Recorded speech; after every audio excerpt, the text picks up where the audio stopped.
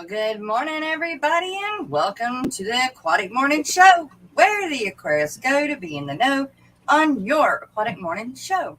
And today, which is June 23rd, 2022, I have a co-host, Stephen P. 2003, and our guest is Miss Ginas Reef. Good Good morning. morning. Good morning. Good morning, you guys. There's people slowly rolling in this morning. We got Bex, and then the aviator man. That's Kyle. Kyle. That's Max's husband. I never can Mr. say Bex. it. I always want to say active aviator instead of ATC. ATC, Yeah. Air Traffic Controller. I always want to say active. I don't know why. And Sharpie. Hey, it's good to see you. You got up, or you've been up. Good morning. Been up. Bex. There's Bex. Bex and Kyle are up early this morning.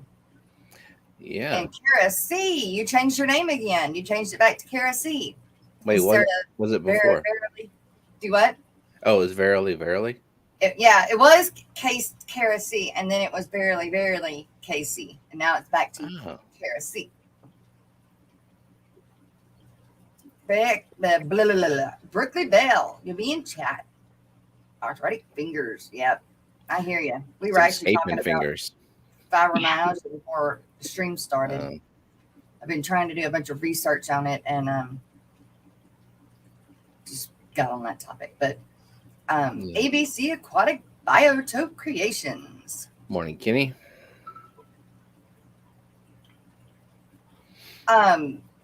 We can thank the cats for the early wake up.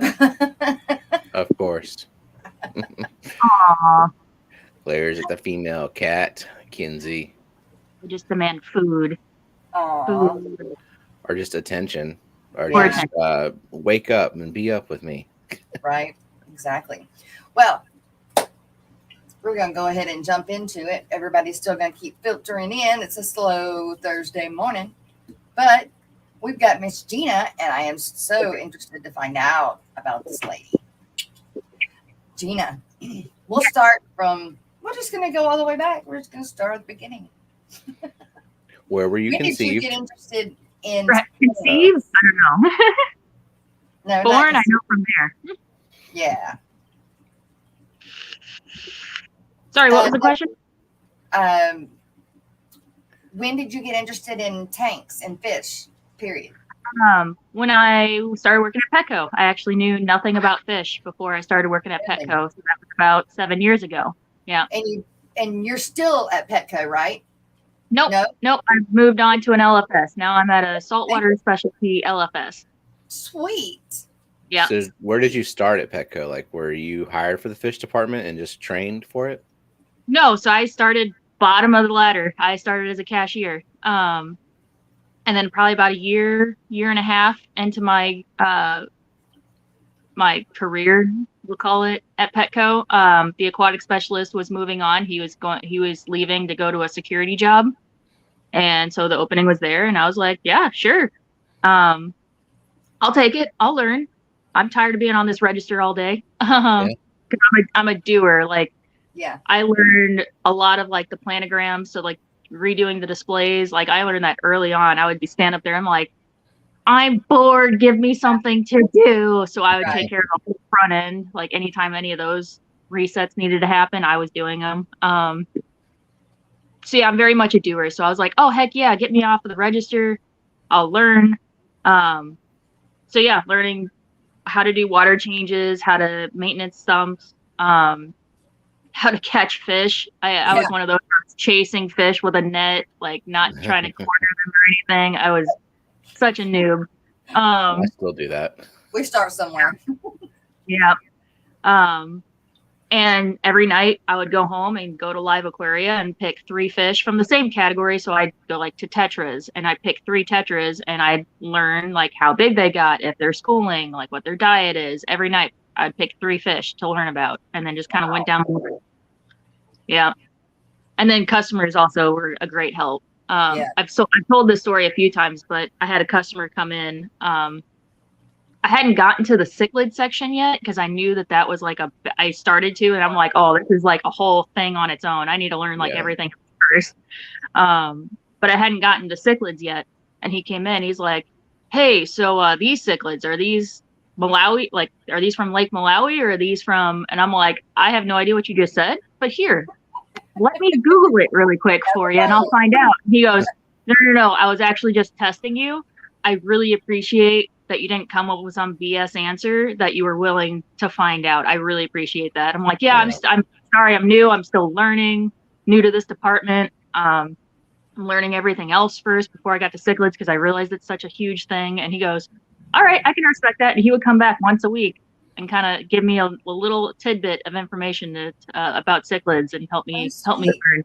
Because he also had dogs, so he was coming in weekly for dog stuff too. So I taught my Petco about bettas. Yeah. Oh, that's scary. Isn't it? So many of them they just keep in a little cup. Yep, exactly. And they did. They actually took the advice. They.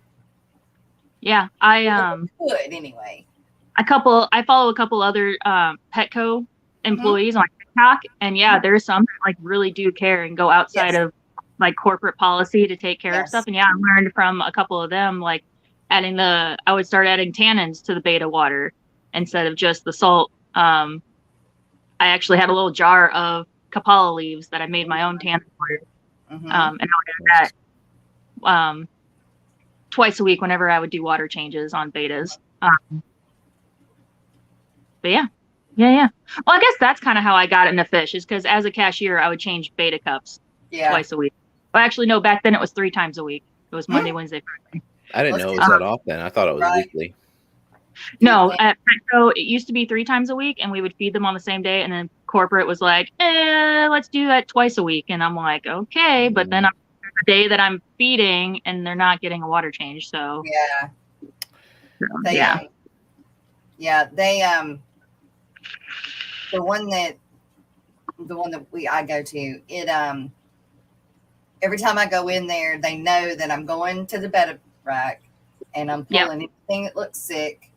I'm taking it to I even go, I'm allowed to go through the doors where all the sumps and the whole water system is, and they keep the sick fish back there that they're treating or whatever. And I just collect them all up and I take them back there and I set them down, and she'll go back there and take care of them. She'll let me know if she don't want to deal with it, and she'll give it to me. I think that's PetSmart then. PetSmart, all their systems are connected. You're right. It is PetSmart. It is. Yeah. Petco, each tower, usually sometimes it's 2 towers are connected with a sump underneath. Yeah, we don't have like a separate room. Sorry, not we anymore. I'm not associated with Petco anymore. Petco doesn't have like a sump room. In the back, usually in like the stock room, there's like where the RODI filter is. But no, there's not like a big sump area. Oh my God, the chat is like popping. Yeah, I need to say some mornings, more of a People morning. finally rolling out of bed. Fishy Biz, Bunny Viper, Bex. Oh, we said good morning to Bex. Miss Lori made it in. I need a Dabadoo and Lady Washek. I think.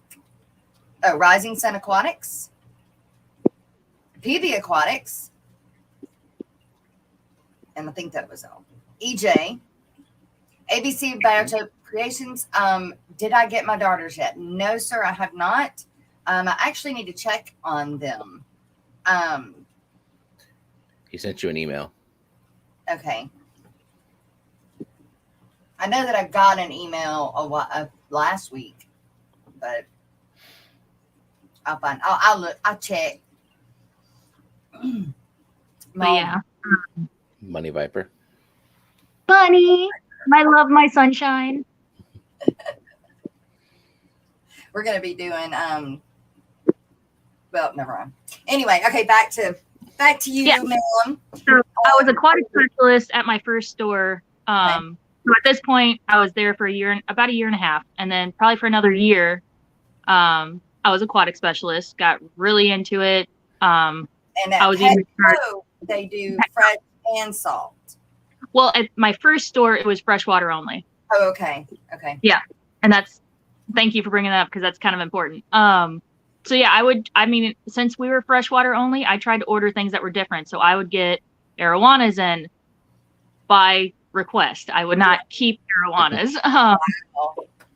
Black ghost knifefish I would get in, clown knifefish, like anything different that was freshwater to keep it fresh and interesting. I would try to get it. Usually by request, like I said. Yeah. I got burned so many times on arowanas. My manager at the time decided, oh yeah, let's just have an arowana to show people that we can get them. Guy kept coming in and promising he was going to get it and never did. So. Oh my goodness. And they only come in like this small. Sometimes they don't eat, and then a week later they end up dying because they never eat.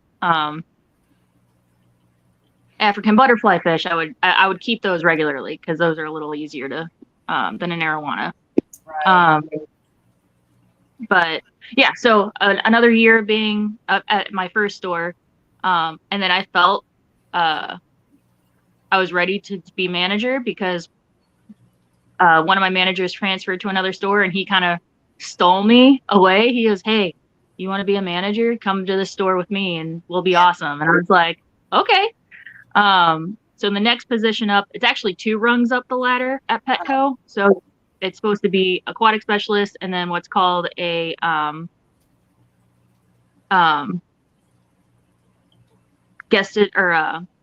oh my God, what is the title? GA, guest advisor. So it's like instead of a manager, it's like a supervisor. So you get a set of keys, you get manager codes, but you don't. It's kind of like a backup. Like if one of the managers call out, then the guest advisor would step in to either open or close the store, but it's not like a regular thing. Right. So there's supposed to be that position, and then management, either a merch ops leader, which is inventory, or companion animal leader. And they needed a companion animal leader. So I was like, well, I'm jumping up 2 rungs. They're like, no, you're fine. We'll put you as a guest advisor for 30 days, and then we'll move you up to CAL, companion animal leader. So I transferred to a store that's like 45 minutes away from my house. Versus how close to the other one? The other one is probably like 15, 20 minutes from my house. Wow. Different highway. My first store was south, the other one's west. Yeah. But my manager at my first store kept asking, he's like, why don't you be Cal here? And I was like, well, to be a real Cal, in my opinion, like I just feel like I need to learn saltwater. And at the second store, they had saltwater. I'm like, I just don't, if I grow here and I try to help out another store, I'm not going to be help, even though I'm the companion animal leader and I don't know saltwater. What kind of companion animal leader is that? So, right. So I transferred. Actually, my first day at the second store was Christmas Eve. So it was great. We had all kinds of food. I brought donuts. It was great. Great first day. I was there for about 8 months. The store leader and I just her managing style wasn't compatible with me. But I don't like confrontation. So we talked it out, and we decided that we're just not compatible. And I transferred to my last store, which is 5 minutes from my house, which worked out. Yeah. So it's the one closest to my house. And I was there for about 4 years. Oh. Wow. Yeah. And that's where you're at now? Yeah, and that's where I was companion animal leader for the longest time. And then another manager was hired, and he just was slacking on the inventory. So we switched, and I learned how to be inventory, but I was still doing everything. And this area, this demographic, for some reason, like does not keep store leaders very well. Like the highest lead, the general manager. I went through about 4 general managers in my 4 years at that Petco. They always end up quitting, and yeah. So I had to run the store a few times by myself, doing the payroll, doing the scheduling, making sure everybody else was doing everything. Yeah, it got pretty hectic a few times. Right. Well, there's lots of comments in chat about your little friend on your shoulder. You want to introduce your little friend? I just noticed. I didn't realize. Hey. She doesn't want to. But this is Marco. Marco. And what type of bird is Marco? She's a blue crown conure. The So if you ever watch the movie, if you ever watch the movie Polly's the same type of bird. Aw. Yep. Yeah, we're her third home. We rescued her through a local rescue. They already named her without knowing if she was a boy or a girl. And with conures, they're not sexually dimorphic, so males and females look exactly the same because all the reproductive organs are on the inside.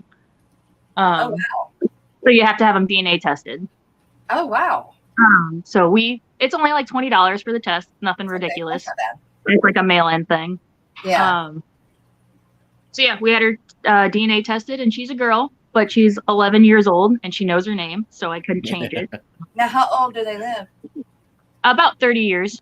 Oh wow, that's a lot longer than I thought. Yeah, she's got some time. Yeah, she's still a lot of time. As long as she doesn't get sick. She got sick a few months ago, and we had to rush her to the emergency vet hospital. She just overnight wasn't eating, regurgitating, and I'm just like, nope, we gotta go. Yeah. Right now. How much is an emergency bird vet? We ended up spending, I think it was $500 for everything. Yeah. Which sucks. I assume like a specialist for there's like one person in the city that's going to be able to. Yeah, and that's who she sees, like the big bird specialist. Yeah.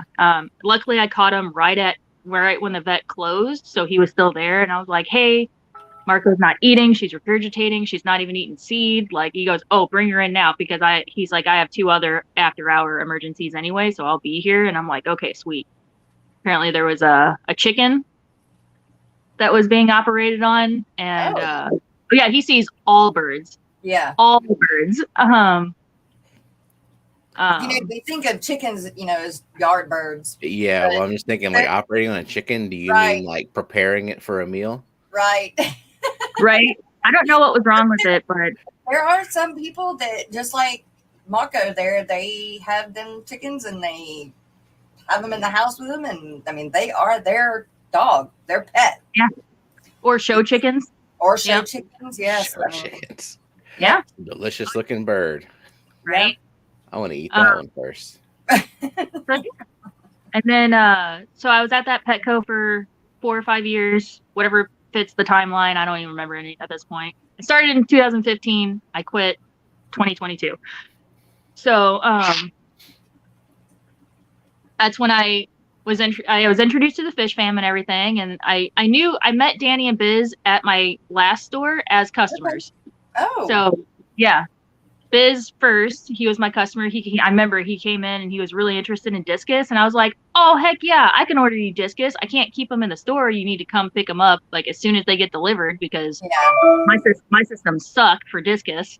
But yeah, no, I could totally order you discus. I got a list of everything I could order with prices, and I showed him, and he was all excited. And I guess he never did it, obviously, but he went with cichlids instead.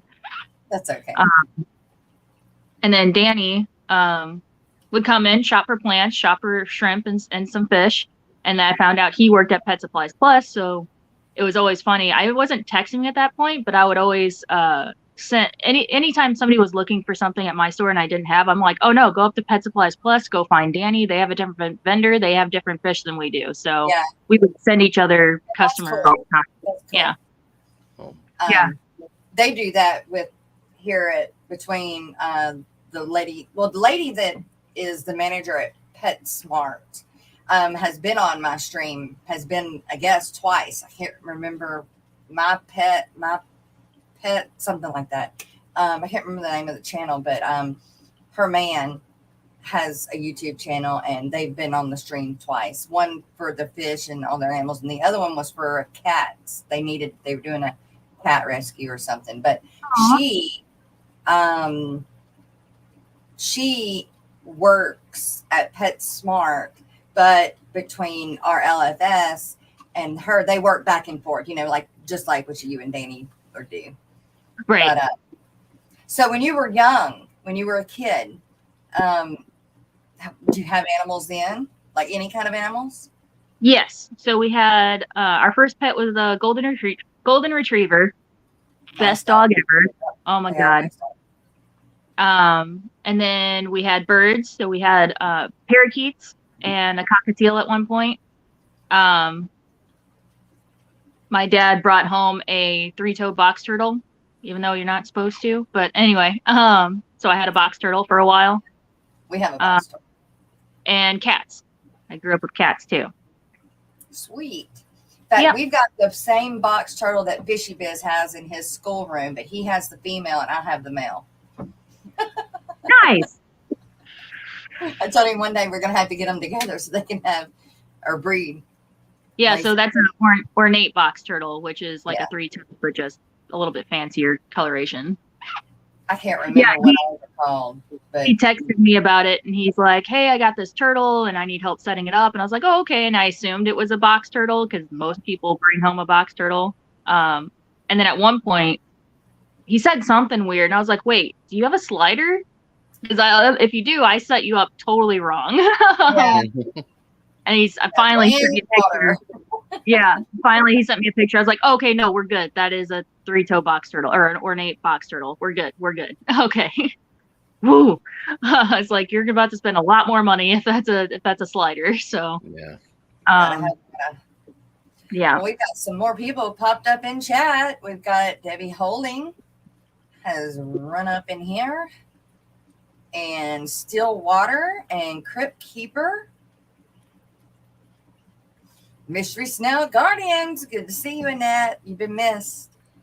Greg, 3G. Eric Wyrock is on vacation, but he has stopped in to say hi. I think that's it. Did I miss anything? Anybody, Steven? I don't think I did. I don't think so. Eric's video is so ridiculously funny. It's just perfect. But that's him, though, you know? Yeah. That's him. So that's great. Same with Rico. Same with Rico. Oh my God. Yeah. So many. So Bex made a comment. I remember Biz talking about how great you were at Petco during the hotspot. Yeah, it was when Danny was in the hotspot.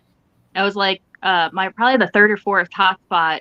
Because whenever I met Biz as a customer, he told me he has a YouTube. So I was like, oh yeah, I'll follow you. And I would jump in every now and then to watch his video. And then I think Danny told me he was going to be in the hotspot. I was like, oh, I'll make sure I tune in. And yeah, I was in chat and they brought me up and I was like, I'm here. That's me. And they're like, oh my God, it's Gina.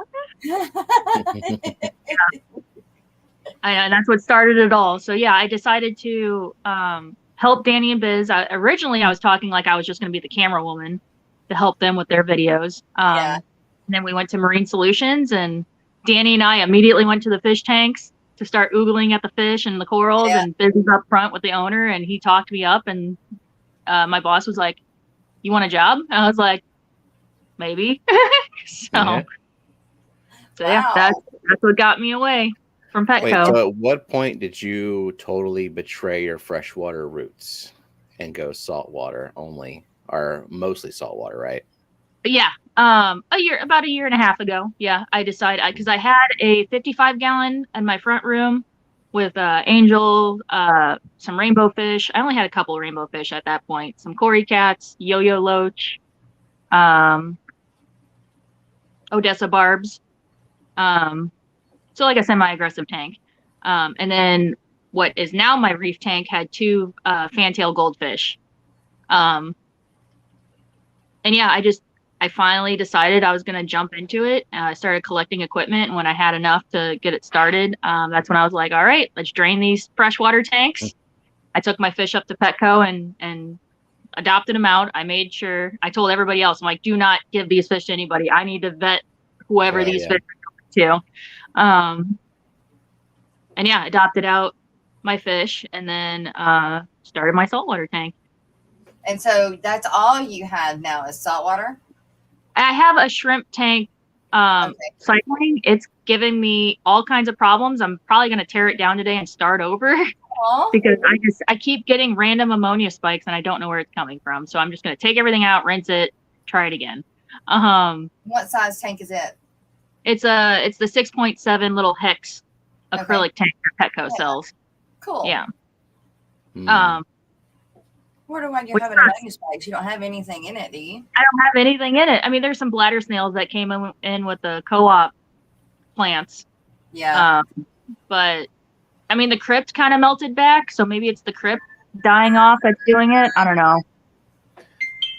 It could be. Those leaves melt pretty aggressively, and if it's like not cycled yet, then I could see the ammonia like kind of overtaking for. I mean, because that's a tiny tank.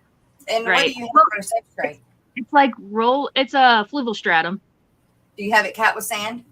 Nope, not yet. So yeah, Brennan told me to cap it with sand. Yeah. So that's also what I'll do. Mm-hmm. Yeah, but you don't have to. But now I have to like pick out individually. Yeah. Now I have all these cute little pebbles that I have to pick out individually now, so I can put the sand cap on. It's okay. I'll do it. I got time. I do stratum, and I cap mine. I cap all of mine. Well, see, that's but you the thing. don't have to. You know, it's made to be without. But so back when it was Danny and Biz on Saturday nights, and Danny's intro, there was like a little beta tank. That was my little example beta tank that I set up at Petco. It was a little 6-gallon. The Aquarium. It is rimless, but it's the one that has the LED lights along the bottom. Just as an example, like this is the minimum a beta should have.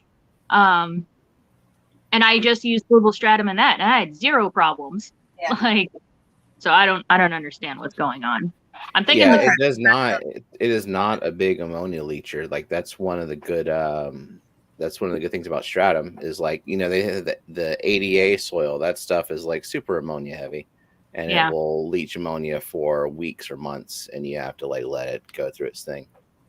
Yeah, it's been almost a month now that I've been cycling this freaking tank. Brennan like is texting me every 3 days. He's like, "How's the tank? Because I'm getting my shrimp from him, so he's waiting so that he can send me the shrimp." And I'm like, it's still being stupid. Like one test I'll do, there's 0 ammonia, and then the nitrites are like 0.25. And then the next time I test 3 days later, the ammonia is 0.25 and the nitrites are 0. And I'm like, what is happening? Why am I having so many problems? Something's happening. I mean, it's not like it's completely like stagnant cycle. Right. It's just those tiny water volumes when you put a whole lot of in there, and it's just kind of, I don't know. They're a little bit difficult to stabilize sometimes. Yeah, and my pH keeps dropping to like 6.2, so that's the other thing I'm feeling. Yeah, and the Mopani. I have a very large piece of Mopani in there. Oh God. Yeah. You know what? The Mopani might also have something to do with the ammonia spike. If it's is it growing fungus and stuff on it as it gets? No, not like. Are you talking about like the white fuzzy fungus? Mm-hmm. Yeah. No, I had it soaking for like a couple weeks in a bucket, and I was refreshing the water. So no, it's pre-soaked and fine. There is like some gross looking algae growing. I even showed Brennan, and he was like, I don't know what that is. And I'm like, oh, okay, cool. I'm just going to take it out then. It's life. That's all it is. Right. Alarms. Yeah, sorry. Yeah.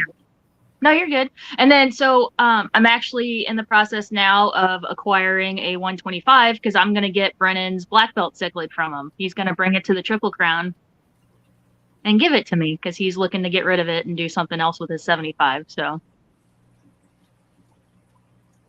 I will end up having a black belt cichlid, a shrimp tank, and a saltwater tank. Sweet. So you don't have a saltwater tank set up right now? No, I do. It's my 40 right here. Oh, okay. What do you have on your 40 for the filtration for it? I built a sump. You did? Okay. Mm-hmm. Yep. I have a sump. Exactly what I have. How big is the sump for the 40? It's a 29 gallon, and I should have done a 20 long instead of a 29 because I can't get my protein skimmer cup. I can't get it out. There's not enough space between the top of the 29 and the bottom or the top of the stand or the bottom side of the stand. There's not enough. It's like 1 inch discrepancy, and I'm like, dang it! So I have to get a Tupperware cup, and I have to like pour the protein skimmer into it carefully without spilling, and then set it aside, and then go dump the grossness, and then take a paper towel and like wipe out the cup, and then put it back. It's a whole process. I have that problem with the 29s on my racks. They're so freaking tall. Mm-hmm. I did not account for the height of them. That problem with the 29s on my rack. Sorry. Joe Stan is here. Yes. EJ. EJ's been so sweet to me. They beckoned me on a Father Fish stream the other night because they were talking about big box store workers. She had somebody else up who worked at Petco for about a year and a half. So we were talking about working at Petco and all that stuff. And then her and I talked for like 45 minutes after the stream. So Awesome. he's so sweet. I was asked to go work at PetSmart. And I had to turn it down. Yeah, but, don't. Well, I mean, I had to turn it down because of my fibromyalgia. Because it was a friend, and I didn't want the friend knew I had it, knew that I needed an extra job or whatever or something to do, but I didn't want to. I didn't want somebody to put their name in for me and then me not be able to do right them good. Not. Right. I mean, I would work hard. It's just because of the fibromyalgia, I don't know when I would be there, so it messed it up. But I would have enjoyed it. But I could go work for my LFS if I wanted to. I just right.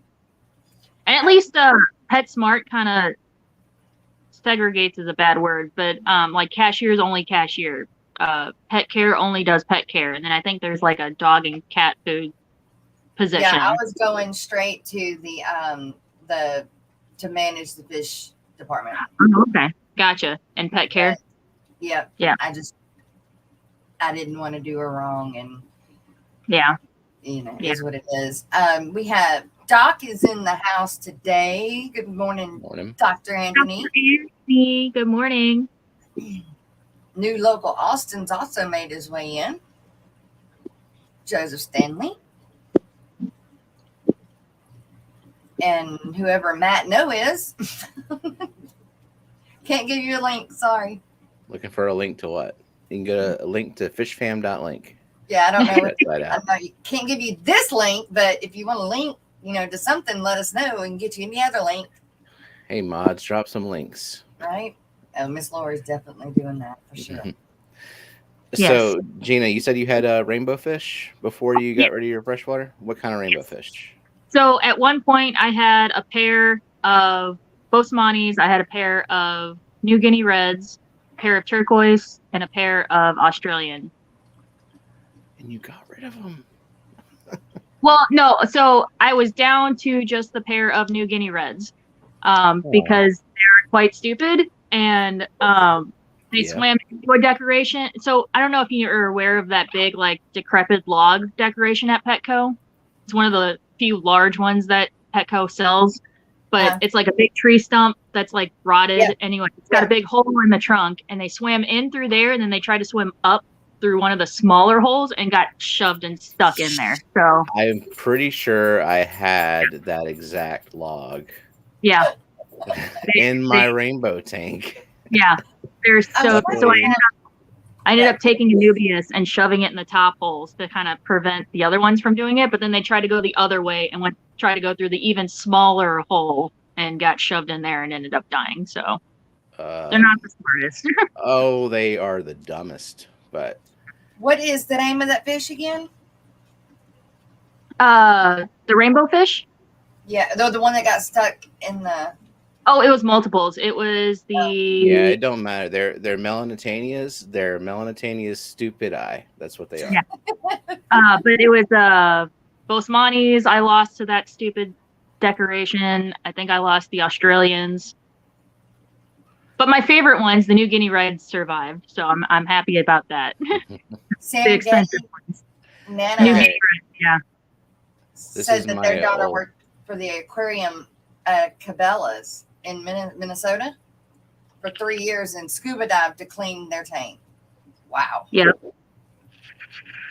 So this is an old video of my tank, and I don't know if you can tell if that's the right log, but it's kind of hidden now. Oh, gotcha. But there's like an opening in there, and then on top of it, I've got the dwarf baby tears kind of blocking it. Yeah, I had to take 2 Anubias and plug those top 2. So it ended up making it look like a real tree, which was cool.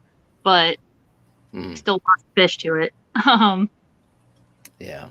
Yeah. Can't really tell because you have so many plants around it and you're small. Yeah, well, I finally got rid of that log because I didn't really like it, and like instead of covering it up, when Brooklyn came over and we rescaped this tank, the log is no more. Yeah, I got rid of it. The big, like the really big ship they have. I really love that. The really big one. PetSmart has bigger decorations than Petco does. Yeah. Mm. Yeah. That is one of the few things. It's funny because people are always like, "Oh, did I go to PetSmart or Petco?" Oh, sorry. And I'm like, "No, I go to PetSmart too because one, they have bigger fish decorations, different fish decorations, and two, they have different bird toys. They actually have like the puzzle toys for parrots. So yeah, I go at least once or twice a year and I check out their bird toys and check out their decorations. Yeah. I'm sorry, I pointed. EJ said next you need to get a brackish and a blackwater biotope for Conrad. Right. I love puffers, so I would love to just have like a pea puffer tank, like figure 8 puffers or leopard puffers, and then like for my brackish, and then like saltwater puffers. I would just love to have all the puffers. I'm starting slow. Instead of a fish room, it'd be the puffer room, just all the puffers everywhere. So my first foray into puffers will be a pea puffer shoal, I think. And then I'll graduate up to maybe something larger. We'll see. I did the pea puffers, and I'm done with the pea puffers. Yeah. Oh, what didn't you like about them? I mean, I liked them for a little while, but they're not, I don't know, they're just not as active and flowy and pretty like my guppies and, stuff like that. They just kind of glide through the water unless another one's after them, and then they dart away. And they like to, I don't know, they like to hide, but they also every now and then like to come out. I don't know. I had 8 of them, and they're very territorial. So, and I was trying to breed them. So I don't know. I like them. They're cute, but they're not for me. Dr. Anthony, yes. Dr. Anthony, yes. I got a haircut. I got like 8 inches cut off. Holy cow. Yeah. Oh yeah, my hair was like as long as yours. And why'd you cut? Oh, this is my usual hair length. But I have a friend who's a hairdresser who's been doing my hair for years. But she had a baby right at the beginning of the pandemic, and so she just hasn't had people back in her home to do hair. So it just grew out for like 2.5 years, and I'm just like, I'm done. I'm done paying for product. I'm done with all the tangles because this length it doesn't tangle. So I actually don't even use a hairbrush. I just use my hands. Yeah. To shine it and everything. So yeah, I finally went to Ulta and I was like, chop it. And they're like, are you sure? I was like, yes. And I had to like show them a picture that I've had hair that short, but I'm like, this is my usual. I promise I'm not going to get mad at you. I had cut my hair like that one time. I think I was in 7th grade. And I have never, ever, ever, ever, ever cut it that short again. I just don't look good with short hair. It's so much lighter, and now it has volume again because it was getting so weighted down from being so long. Actually, I was getting worried. I was like, is my hair thinning out? Like, it's not poofy like it usually is. And no, it was just. Hello, it's me. Then again, Aquatics is in the house too. Audrey Meyer.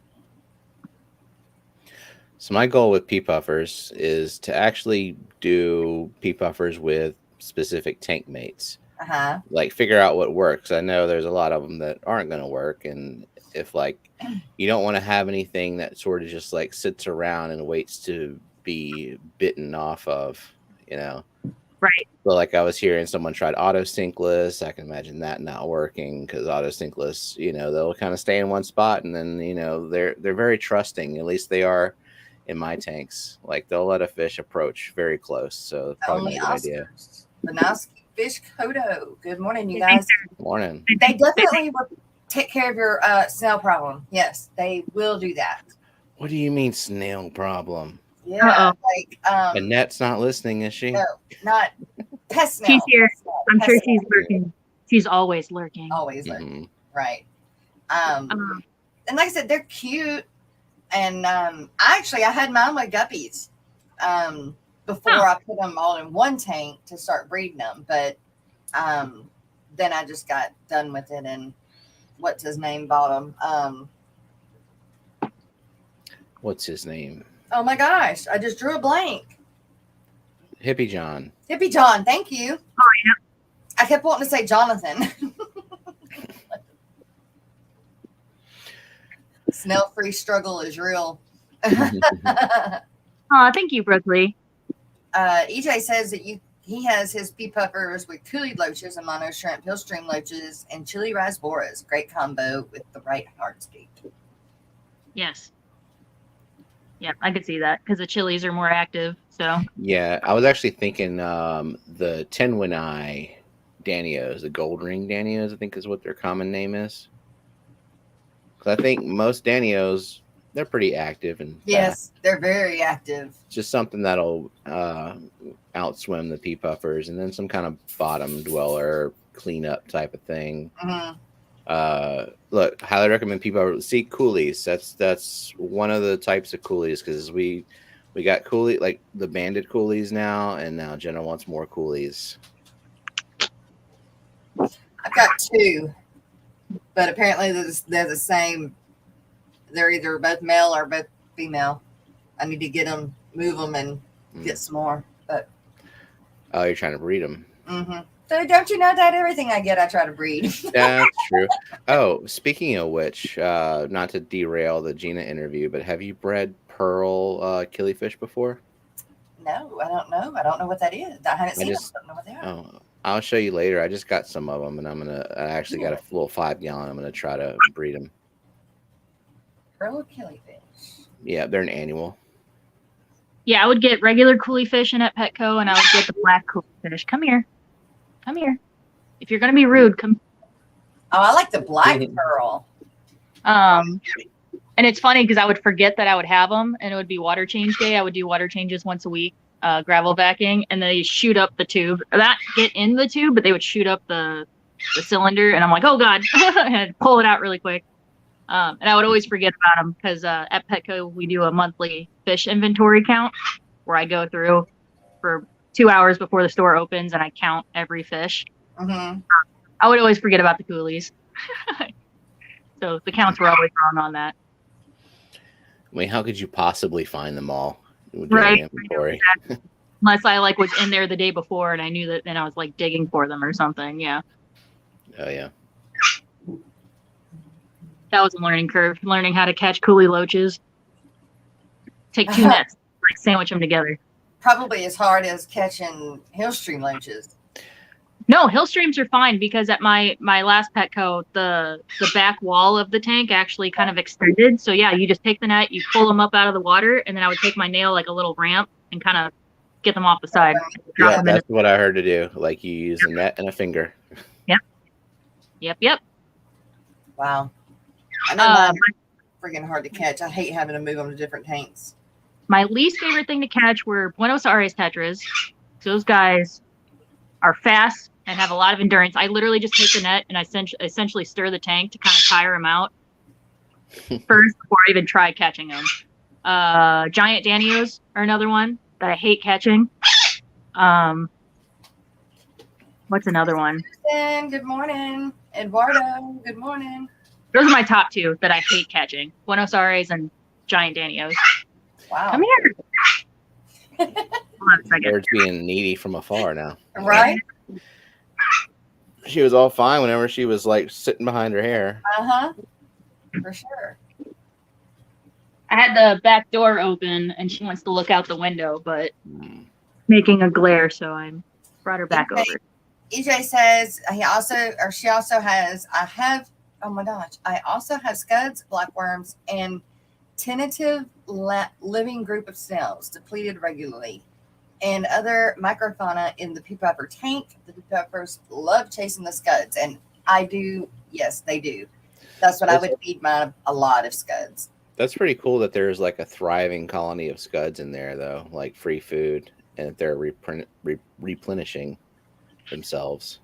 Mine would eat them all, and then of course, not like I have a lack of them, but Well, my goal in the Pea Buffer tank is going to be like a jungle, like huge jungle, yeah, where maybe I won't see them all the time because there'll be so many hiding spots for them. But I just want to make sure everybody is comfortable in there if I'm going to do tank mates. right. Yeah. I put too much brine shrimp in this tank in front of me, and so that looks like snow in the tank. And all the baby guppies are so full, their bellies are all pink, and they're not even chasing the brine shrimp anymore. They're all just kind of like being real still at the top, like, oh my God, like how you feel after you eat a big meal. Mm-hmm. Just staring at the other food, yes. like, I can't. Yeah. I can't. I just can't. Oh, but it looks so good, but I just can't. It's funny because I talk to the fish at work, and I'll be in the middle of feeding one row, and then the next row over, they're all like at the edge, like swimming at me. I'm like, stop yelling at me. Your turn's next. Stop yelling at me. Yeah. Yeah. So what would you say the most personable saltwater fish you have or have dealt with? The stingrays and the puffers. Stingrays. The stingrays. I just uploaded a short 3 days ago. I did it just for Skipper because he was streaming the other day and he mentioned sharks. He's like, oh, I want a shark tank. I'm like, sharks are lazy and boring and overrated. Get a stingray. Get a stingray. And he's like, oh, no, that requires a big tank. I'm like, so do sharks, but all they do is lay around all day. Yeah, so I uploaded a short of me petting the stingray just for Skipper. I pet a stingray once. They're so cute. I'll be scrubbing algae, and I'll be in the next tank over, and they will come over and like hover because they're like, come on, me next, because they just want pets. They're so cute. What size tank are they in? So it's not necessarily how many gallons. They would need a custom like low boy tank. They just need a lot of surface area. So at least like 3 foot deep by like at least 4 or 5 feet long. Just they need surface area. So it would be a custom tank. Okay. Yeah. And how many people would buy? I mean, like, did you have like a constant? No.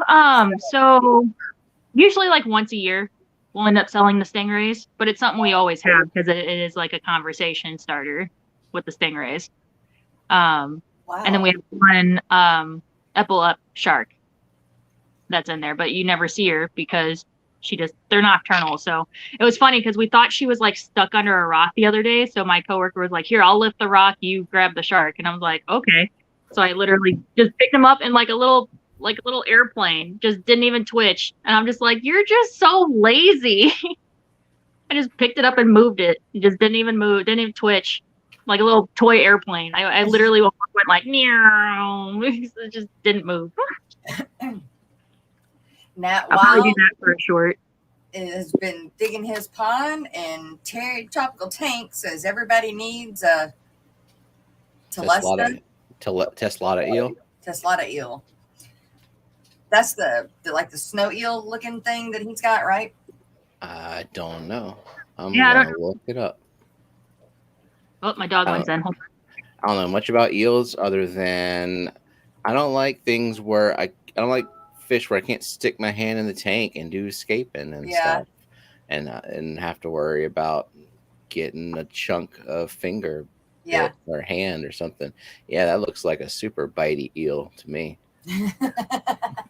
Yeah, I'm of the same opinion with eels. Like they're fine when they're small. I can deal with them, but yeah, when they grow up, I would be so paranoid that they would bite me.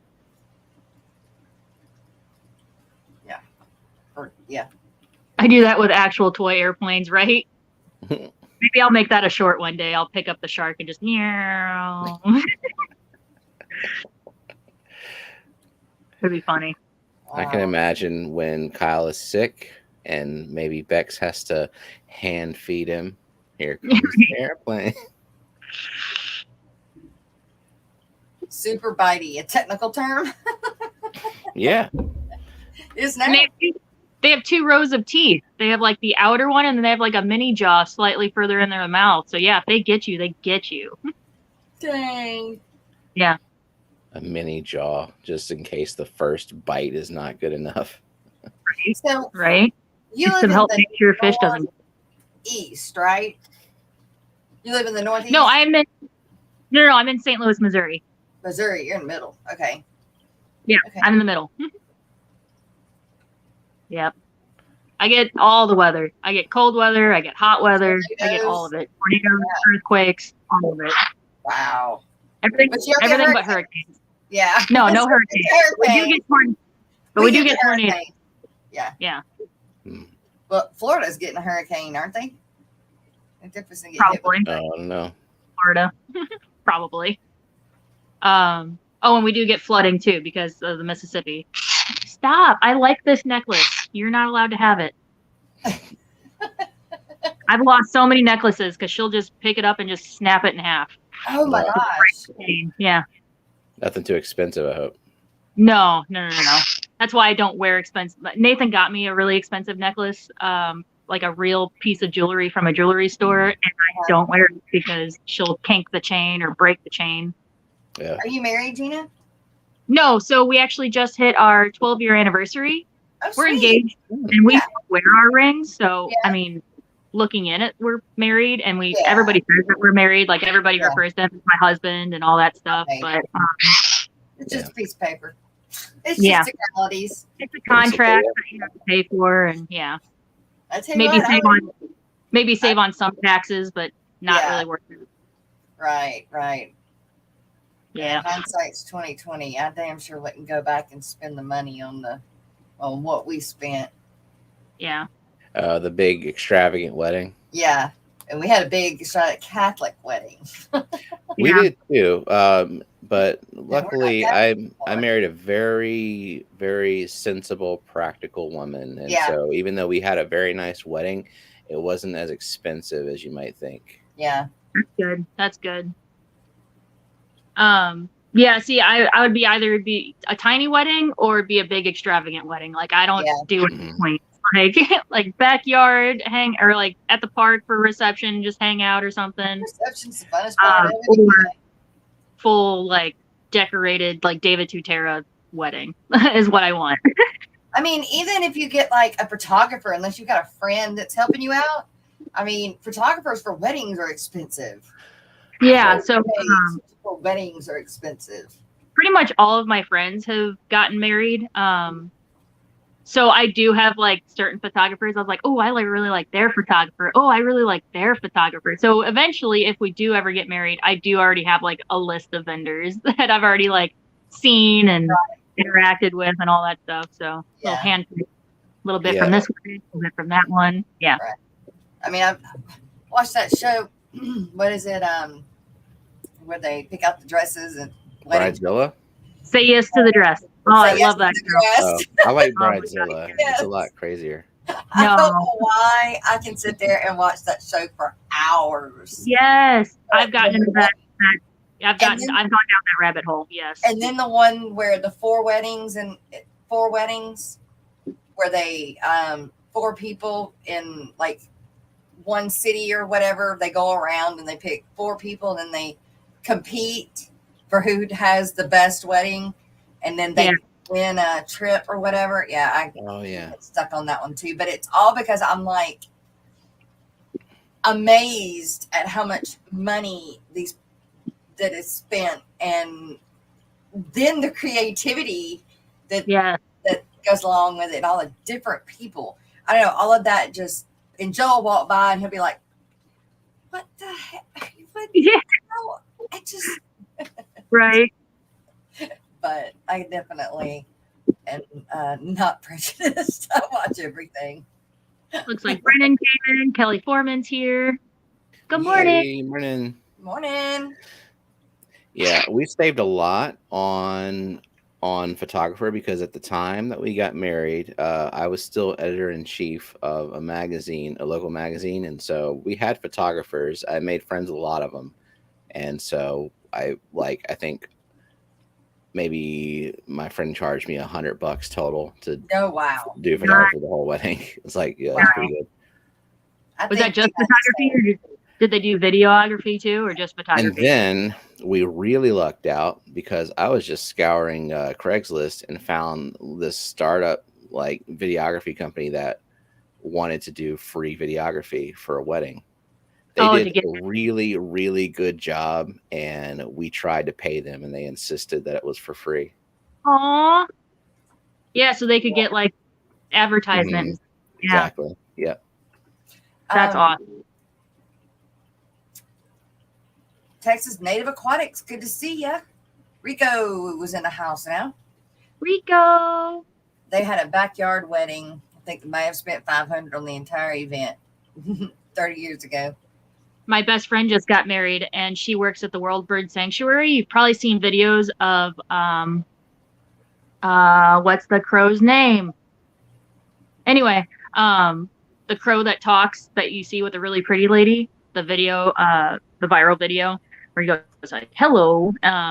Anyway, that's at my friend's work, my best friend's work, the World Bird Sanctuary. Oh, wow. She got married in her brother's backyard, and her the eagle that she works with, the bald eagle that she works with, I think his name is Clark.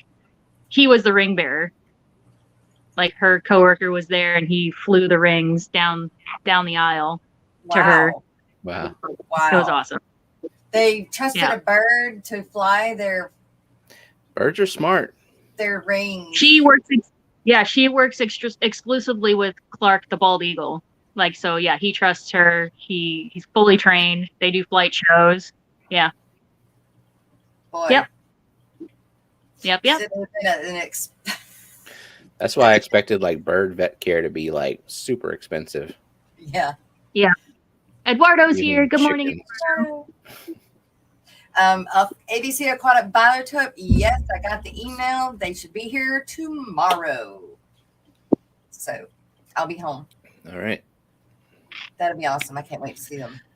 I'm afraid to order fish right now. It is so freaking hot. It is very hot. I usually don't ship in breather bags, but I just ordered some breather bags to ship my guppies in.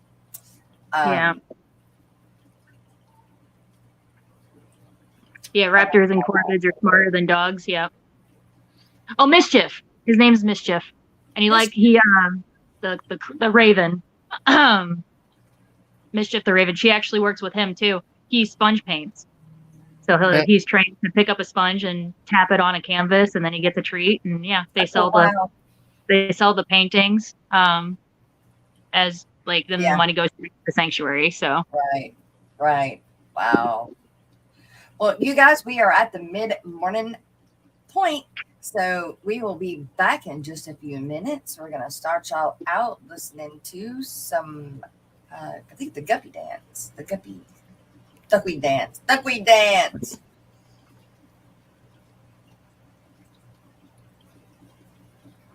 Maybe.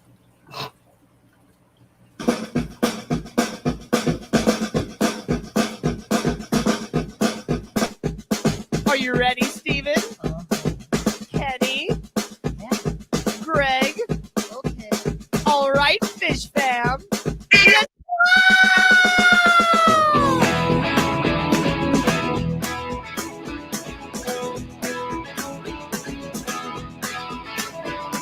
Oh, it's been getting so hard living with you floating in my tank.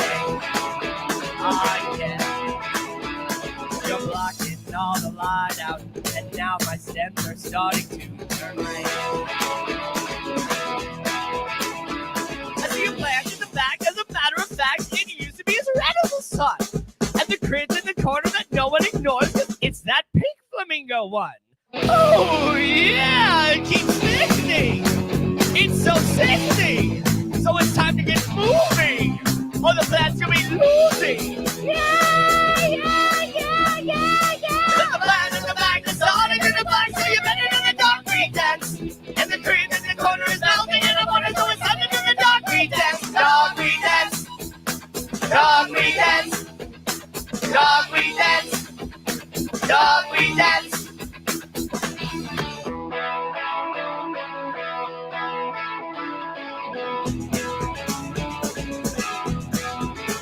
Oh, I'm reaching into something, but duckweed is all I seem to find. Oh, and all it takes is one piece, and then it's super mega multiplied. And the plant in the back is bent with a crack. I think that it just might die. And the crit in the corner is already a mortar. It melted right before my eyes. Oh, yeah, I was so hectic. I'm feeding my septic. I'm hardly breathing. So this duckweed is leaving. Yeah. The plant in the back is starting in the black, so you better do the duckweed test. And the crit in the corner is melting, and the mortar, so it's under the duckweed test. Duckweed test.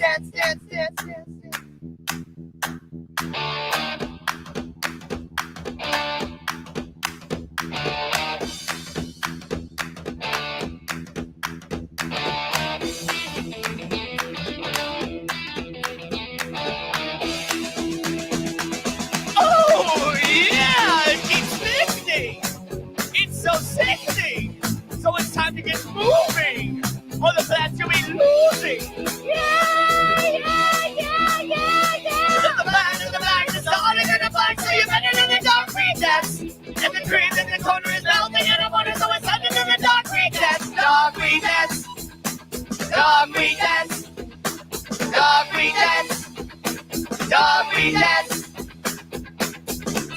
Dance, a duckweed dance. Dance, a duckweed dance. Dance, a duckweed dance. Yeah, duckweed dance.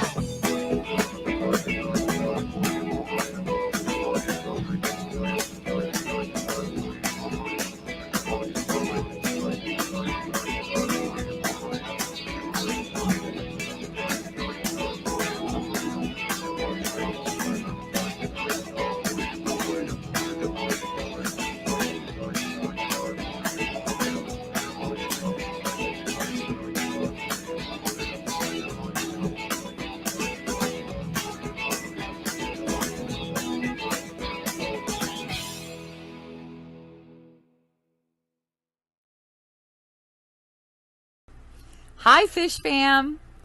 Are you struggling to gain new subs or followers? Would professional graphics, captions, and ads help you to sell more products? Perhaps you need a marketing strategy that works for your business that is also cost-effective. You're not alone. Millions of businesses across the world struggle with this problem. Good marketing plans, poorly executed, cost businesses billions in lost revenue each year. What is the solution? The Social Media Lady, a digital marketing agency. This team of seasoned marketing professionals works with your small business to plan and deliver a solid blueprint to drive more traffic to your website, YouTube channel, and social media. You can check out our work right here at the Aquatic Morning Show, as we currently provide their social media marketing as well as the majority of their graphic design services. When you decide you're ready to level up, schedule your free consultation at thesocialmedialady.com/fishnews.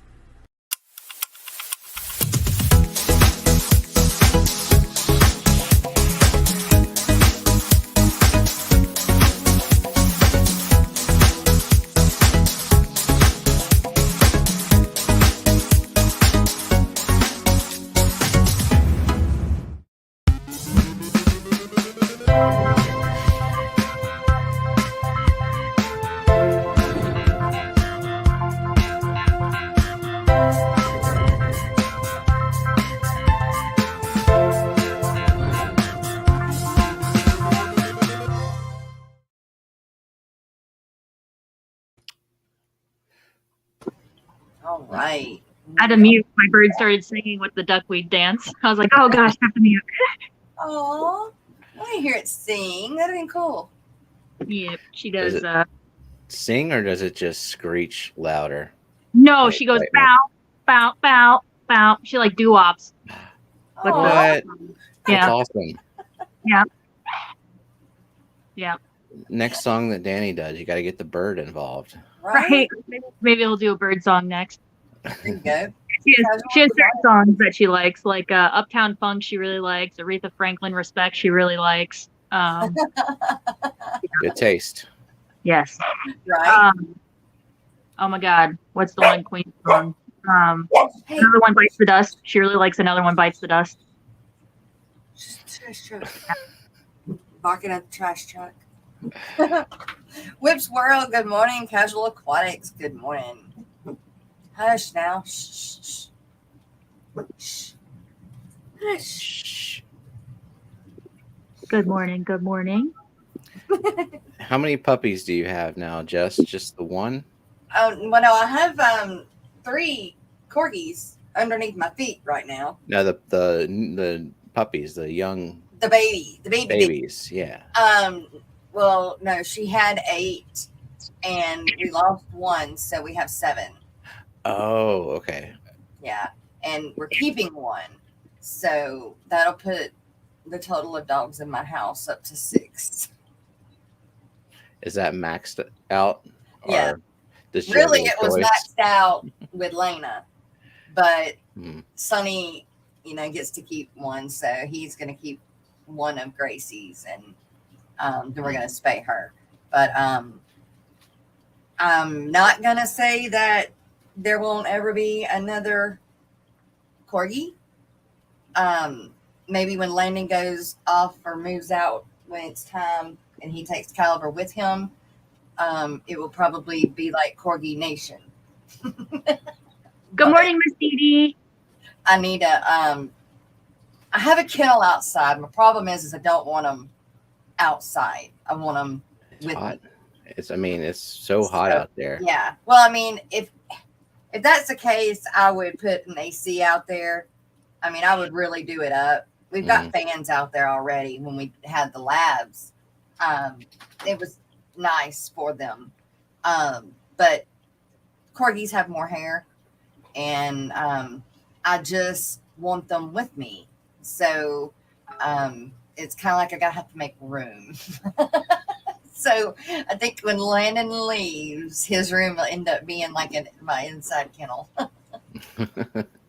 So now you're counting the days for Yeah. For Landon to graduate and leave. He's 13, Get out so I No, can get he's more dogs. 14. 14. Yeah, he's 14. He'll start high school this year. So, Mhm. But I don't know. I need a male that I can breed both Rainy and Lena instead of having to go to 2 separate breeders to breed to now. But nah, I figure it out.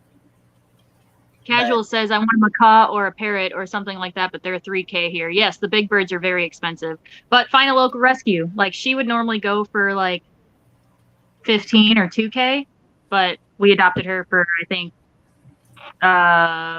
600 was her No, that seems high. No, that was when I bought my Jende Conure from Petco. She was 300. I tell you what, those macaws are gorgeous. Yes, but they look a long time. So pretty. See, again, I guess I'm kind of a coward because I don't want an animal. I mean, I have dogs, but like, I just feel like a macaw would just like, if it feels Outlive like you. biting your finger off, it's going to do it. Yep. Easily. You have to build that trust bond with them, and you have to know bird behavior really to have. I'm the same. I'm terrified of macaws. I mean, at the same Bonnie time, I got dogs that would be especially if they ganged up, they totally kill me if they, if it was just me and the dogs. But I don't know. It's just like I trust the dogs. I know I can read dogs. I can train dogs. Right. But a bird, I wouldn't have a clue. Yeah, birds aren't as domesticated as dogs are. So No. yeah, it's easier to build that bond with a dog than it is a bird. Oh, EJ, when the kids move out, I'm converting their room to an iguana enclosure. Cool. There you go. Wow. My son's never moved out. He's living with me forever. I'm not letting him go. There's no telling what I'll come up with. Steven does look like he tastes delicious, right? Oh yeah. As long as Got I keep the dog hair under control, which is hard to do, then Joe is okay. But when the dog hair is rolling across the floor, Like tumbleweeds. Like tumbleweeds, and he I has, feel his uniform is black. So if there's any dog hair on it, that's the stuff that drives him up the wall. So if I wear black shirts before Yeah. every live Yes. stream. I got one of these in my desk. and we have several of those as well. And I feel but, like, that, yeah.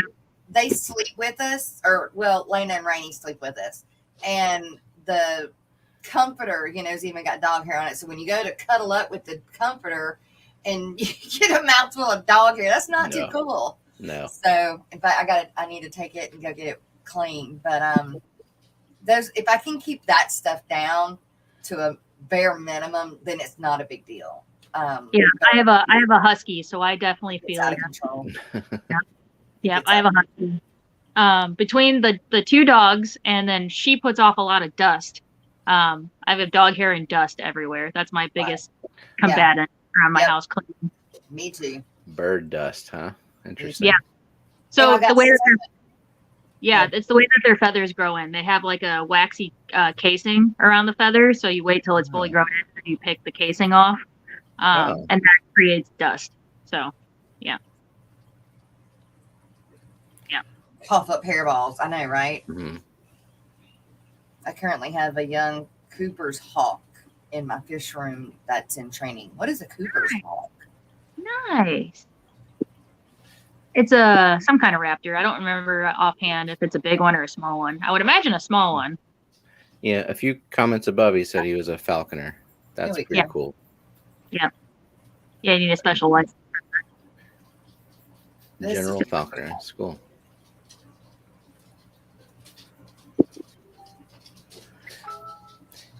Yeah, birds are cool. Admired from afar, in my opinion. Like, I just don't know if I'd have the capacity to take care of a bird. And like, your bird is really cool, but then it screeches, and I'm like, I don't know. Can you make it stop whenever you want it to? Because nope, she does what she does, yeah. and it's my fiance Nathan will get really frustrated, and sometimes he'll yell back, and it becomes a screaming match. Don't yell when you're yelling, because then it becomes a competition. No, I say, and don't let her fool you. She does okay with me. I mean, those are like little warning pinches, but she hates strangers. Like, she will try to kill you if anybody else gets too close to her. Yeah, she only likes me and Nathan. She doesn't like anybody else.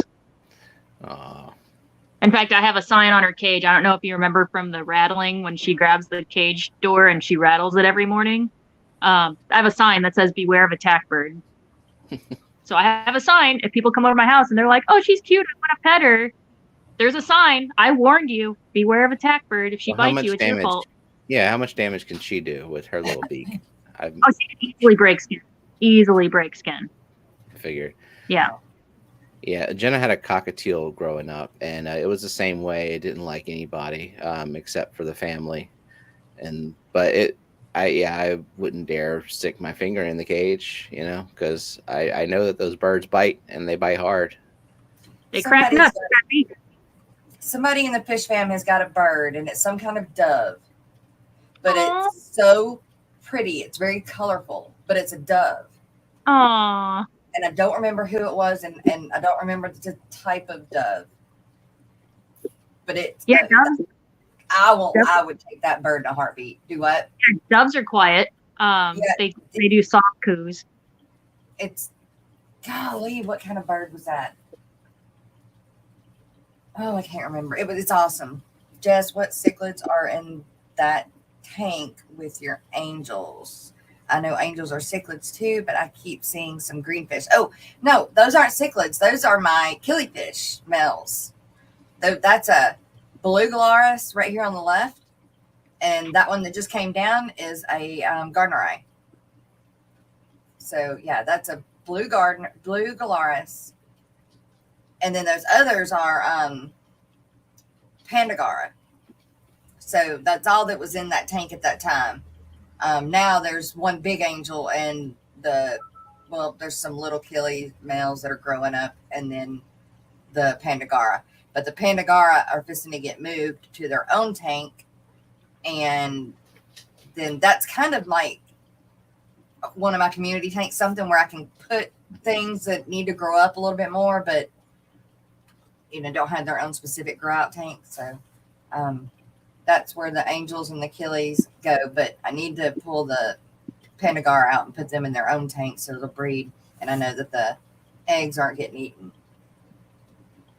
Yeah, blue gularis are awesome killies. I've got 40 eggs that I picked off 2 days ago. But I'm waiting to get a hold of Mexicali Fish Keeper. I know he knows a lot about them. So do you have to incubate those dry? Well, you don't have to incubate them dry. You can incubate them wet. But I would like, because right now, the first time I did it, so the first time I had blue gularis eggs, I did that. I did them in peat moss, dried them out, or sort of dried them out. But we think what happened was they were calcified prior to me ever incubating them, because I had them in a higher TDS than what they should have been in. So now I have them in the right TDS. And when I've got them in the water right now, they're in straight RO water on some moss. Some of them are already blue. So I think that they're not far from hatching already, because I put those blue gularis in that tank 3 months ago, and this is the first time I pull the eggs.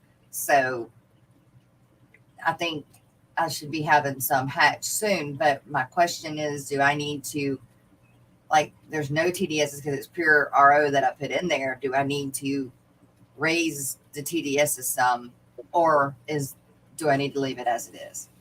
So I'm really scared. I am not comfortable with drying them out on the peat moss yet, because when you wet the peat moss, even some of it drops, but some of it still floats.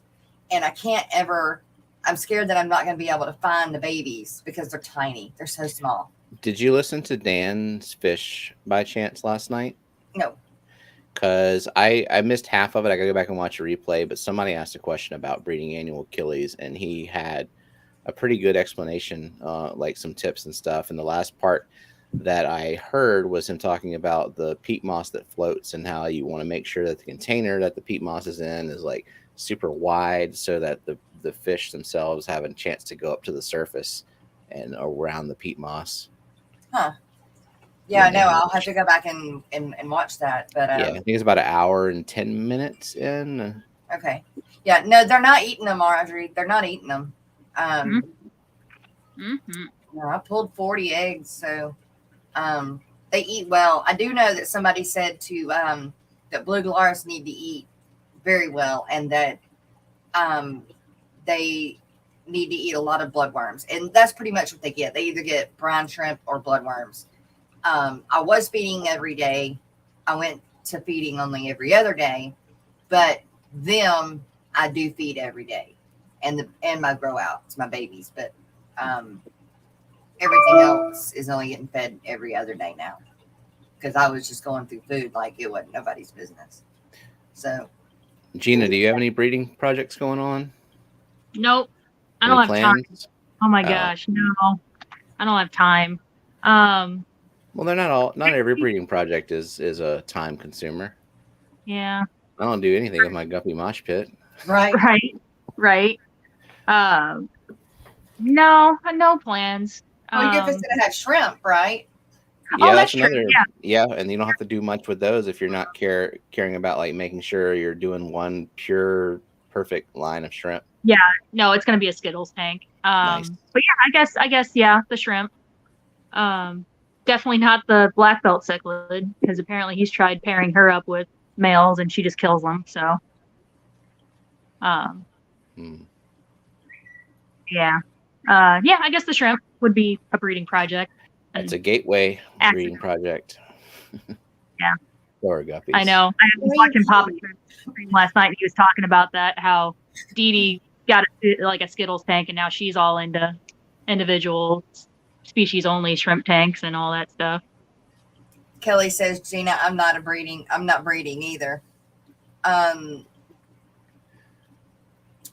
Dee Dee said that Oink Master Supreme is the one that has she been?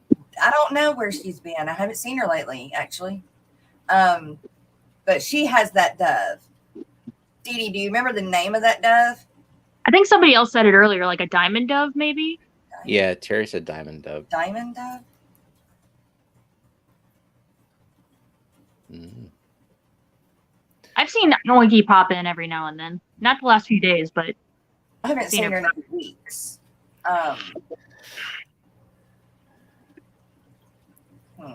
Yeah, Beck said, I'm pleased with my fish colony breed, but I don't have the space for dedicated breeding projects. That's the best, though, whenever you're not even intending for them to breed, and suddenly you look in there and you got fry. It's like, wow, everybody's happy, and there's actually enough food to go around. Yeah. Because she had pygmy cories that just started colony breeding. nice. That's another Yeah, one I gotta figure out. That's my At favorite. Petco, I always had to watch out for fry of the mollies, platies, and the guppies at Petco. Whenever I was doing water changes, I always had to be very careful when I moved all the wood or any of the decorations because they would all just fly out. I'm like, oh, okay, there's babies. Got to be careful. Always. Bex, I am pleased with my fish colony breed, but I don't have the space for dedicated breeding projects either. Berkeley Bell, Stephen, is it really? I don't know. I would, because she just found Rosie Barb fry that she wasn't intending to have. I would be excited. They're just barbs. It's not like they're gonna be overwhelming. Hippie John. No, okay. When the angels start breeding, holy crap! Yeah. Yeah. I had back when I had 2 pairs in my 55 of angels, they would breed. But the other fish overnight would eat all the eggs. Or they would eat the eggs. I don't know. I wake up and the eggs would be gone. Yeah. Oh, ABC Aquatic Biotope says I recently found a bunch of baby rainbow darters in my stream tank. Not many people have bred them in captive. That's what I'm gonna do.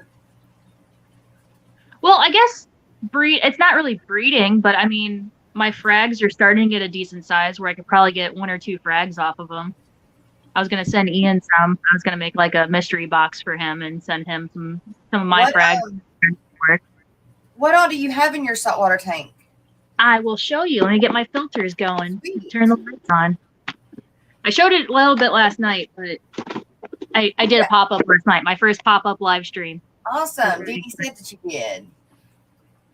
Let me turn on my lights because they're still it's still morning for my tank. So I hear you. let me get all my filters on to filter out the blues. Oh, I was about to say like turning on filters. No, but yeah, the light filter.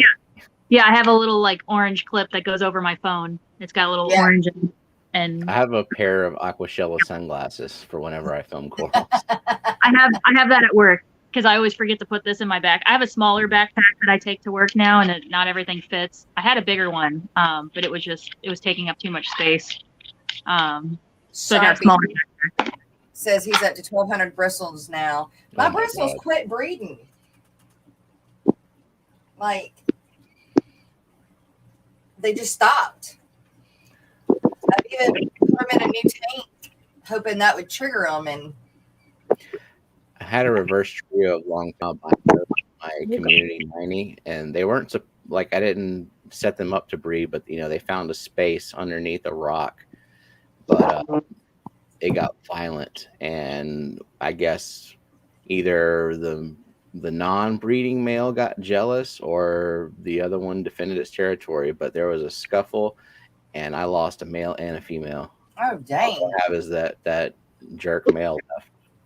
Well, I've got one male and several females, but I don't know. I don't know what's going on. I know one of them is young, but so that's okay. But the other female should be. Ooh. Yep, this is my reef. Wow. And all the fishies are out today. They weren't out last night, but now they're all out. Wow. That's my reef. You're good. I see pretty colors Yeah. and lots of dollar signs. Yeah. Yes. Yes. Well, some of them I got for free. Like my fish guru gave me that candy cane. He gave me that green stick in the front and the one right behind it. And he gave me some Bam Bam Zoas. So, yeah. Here's my Dory So- fish. Not Yeah. mine. Did it start off this full, or how much have the corals and stuff propagated? So this kryptonite candy cane started with 2 heads that were mid split. And now it's got 1, 2, 3, 4, 5, 6, 7, 8, 9 heads on it. The Pandora Zoas right here behind it started off with like 3 polyps. Now it's like 20. And that's a year and a half of growth there? Or? Yep, a year and a half. Not of everything, but most things. The tank is a year and a half old. This started off as like 2 or 3 polyps. Yeah. What do you keep your nitrates at? Nitrates? I actually don't know. I have a refugium. Oh, sorry, Marco. Down here is my sump. So I do have a Oh, I need to empty that. I need to take some of that out. What is that in there? Like protein foam stuff? Or well, this is a protein skimmer here. My little cup that I can't take out. Oh, I need to everything empty down that. there looks red. Yeah, so this is a refugium, so it's got plants in it, macroalgae, which is marine plants. Did you buy them? I did. So one of them I bought. I got the sea lettuce from Algae Barn. But then, so a lot of my rock, especially up top, actually is ocean rock. There's a company that takes kind of that artificial carob sea rock and they put it in the ocean for like 2 or 3 years and then they sell it. That's actually where this little brain coral is a wild coral. There's like this little velvet here. That's a wild coral. But yeah, a lot of plants came on it. So I took those off and put them down in my refugium because these tangs eat everything. So in order to save it, I put it down in the refugium. So what do you feed them? I feed frozen brine shrimp and then also a pellet. Let me actually grab it really quick. Oh gosh. There we go. TDO is the pellet. Oh gosh. Let's see. TDO. The Chroma Boost. Okay. Let's do this. TDO. I sell that at my work. Because I do have an auto feeder right here. For whenever I'm working and can't always feed them. But if I am home, I'll turn it off or I'll skip that feeding and then I'll feed them brine or mysis shrimp. Yeah. And then I also have fish eggs for some of the corals that are more carnivorous. So I have fish eggs for them and then some coral pellets. If the fish eggs thaw out and are thawed out for like a day and you refreeze them, are they still good? Well, mine are actually refrigerated. There's a local company that sells refrigerated fish eggs. So that's what I get. It's Aqua Edibles. Ian was wondering about it too last night when I showed him. I don't know if they have a website, but yeah, the company is Aqua Edibles. Okay. But yeah. That's so pretty. Mine is bare. Yours bare can be. Just has, I lost the clownfish somehow and then I just got I got 4.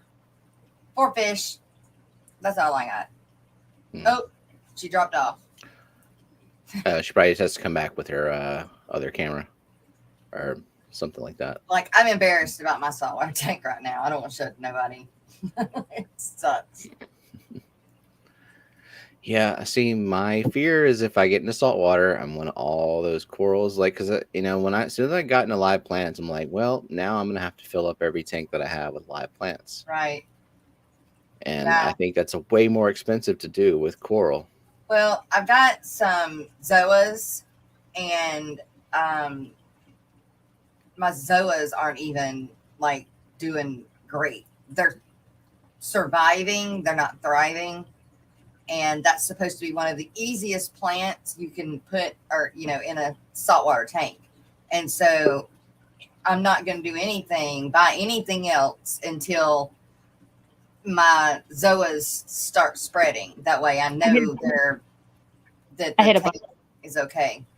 little peppermint shrimp. I hit a button, sorry. Yeah, here is the backside. So that's where I keep all my leathers. Like I have a GSP on a magnet frag. Eventually I want it to grow along the whole back wall. Calvert, come here. I have a clam right here that my clown actually hosts. Down. Yeah. Oh, sweet. Little Tarasa clam. Yeah, there's my little pair right here. And then I have a couple leathers in the back. So yeah. There's my pleco. That I got from Brennan. Or that he gifted me. Got it from Steven, but I was looking for it in the saltwater tank. I was like, do you have a pleco in the saltwater tank? Plushy pleco. Plushy pleco. plushy. I don't have the first plushie Yeah. yet. That's Yep, why but that's my reef. That's Ginas Reef. That's a nice pretty. reef. Yeah, it looks like a lot of time and effort Thank you. and money went into it as well. Just like accumulating all the equipment over time too. Yeah, Maybe and I one don't day. that my protein skimmer, I can't get my protein skimmer to work real well.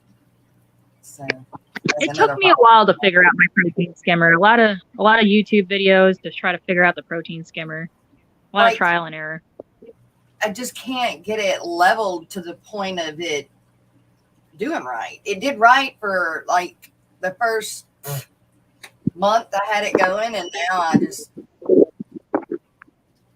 it just sucks. I need a new one, but I don't know if a new one can go in that sump, because that sump is a pre-made sump, and they don't make that specific sump anymore.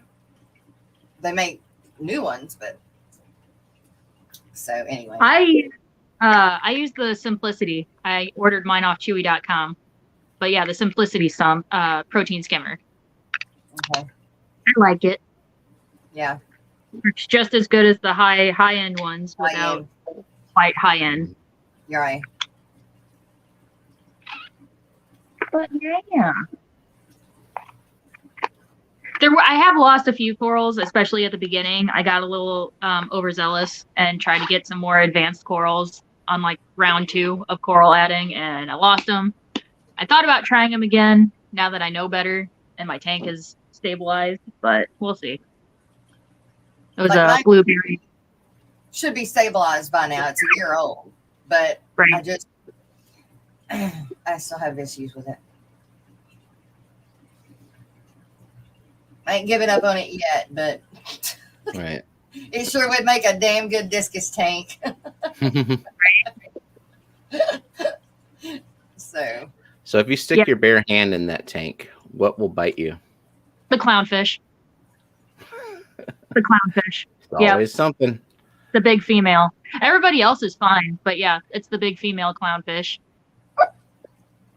She's the one that's out in the front. And so even if I'm like looking at the tank, she's looking straight at me. She's like, try me. And I'm like, no, I'm good. What's crazy is that I put my hand in the tank. She doesn't just like body slam or bite me. She gets in my hand, like in my palm, and attacks me from that side. So like I have to stop what I'm doing. Because usually if they're on the outside, you can just ignore them and just keep doing what you're doing. But no, she gets in my hand. So I can't do whatever it is that I'm doing without possibly like crushing her.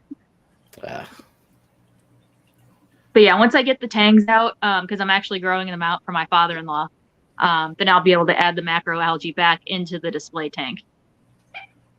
In my video that I have posted of the overnight long B-roll video that I have, there's some macro in the tank. And when I added the tangs, they ate everything. So yeah.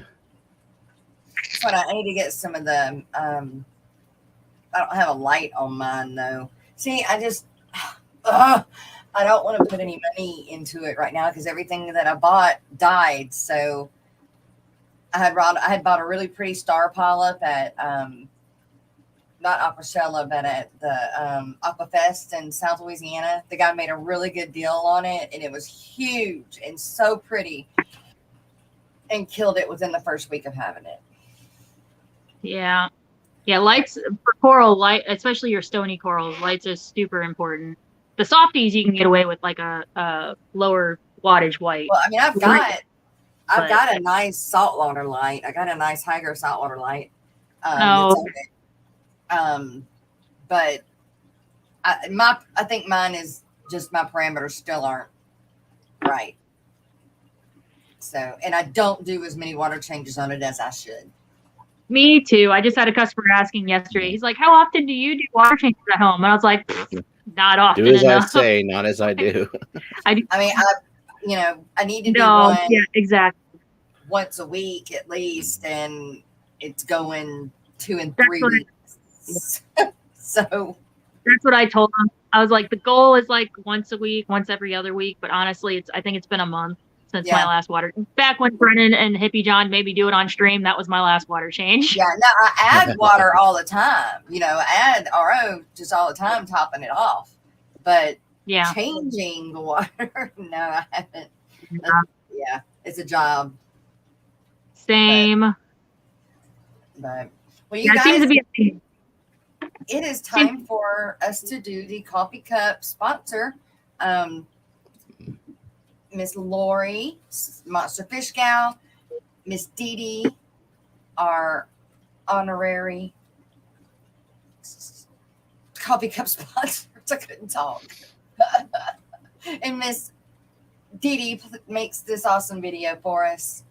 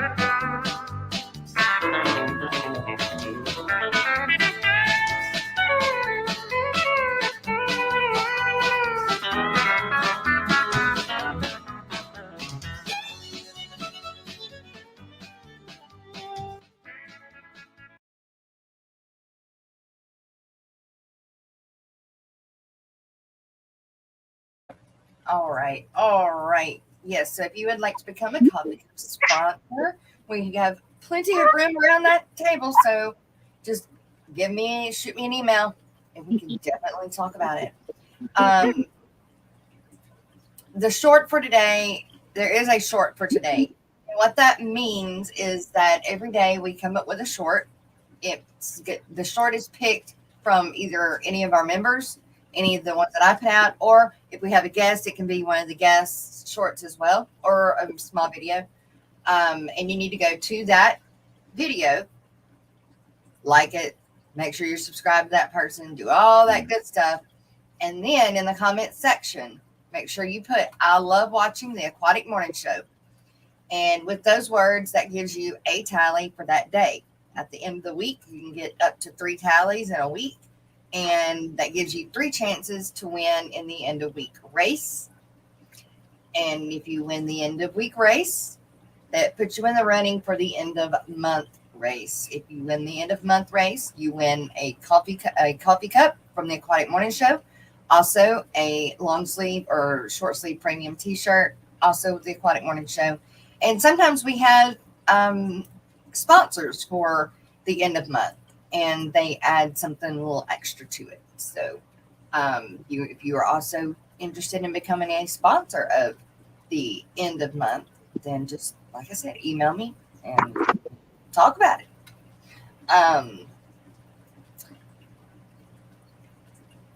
I just realized that this short is my short from yesterday when I was scrubbing the 375. Yes, we try to do that. We try to use, one of our guest shorts, and then we stick with members. for other sorts if it's just days that we don't have anybody going. Tomorrow, you guys, we have Blake from Blake's Aquatics from over in Australia. So we want to be here tomorrow as well. I need to play the lineup, don't I, for tomorrow? Miss Dee does that too. So even when she's not here, she's still here. Mm-hmm. Yeah. She takes this Tuesday, Wednesday. Where's Thursday?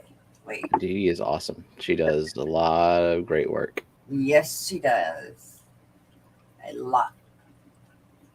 Okay, come on. Wait, is today? Hold on. Do we have birthdays today? Well, I believe it might be Pam's birthday today. I think it's Pam and Patrick Hardy's birthday. So let me do the lineup and then we'll do birthdays. Let's see. Here we go, you guys. This is the lineup for today for the rest of the live streams for today. You can also go to fishfam.link if you forget who's streaming live, or if you want to go see if somebody's live at that time, you can go to fishfam.link and look that up. Okay, everybody, stay tuned. Have we got something for you? Happy birthday, Pam of Punchy Paints and Patrick Hardy.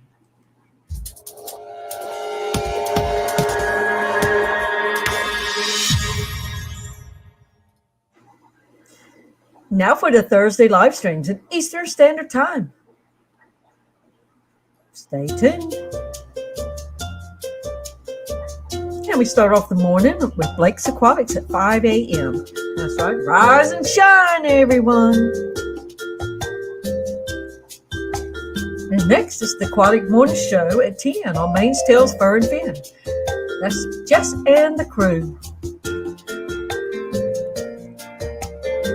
Next up is Rico's Stand, afternoon chat live at 12:15 p.m.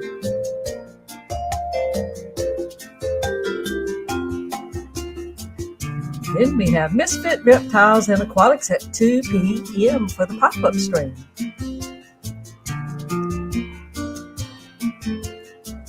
It's Pet Sobics at 5. Yes, Diego.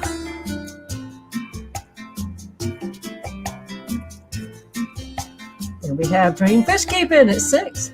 That's Jake.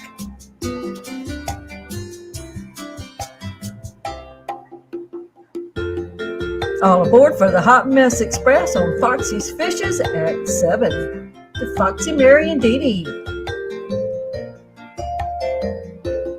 There's John and Lisa. K2 Topicals at 8.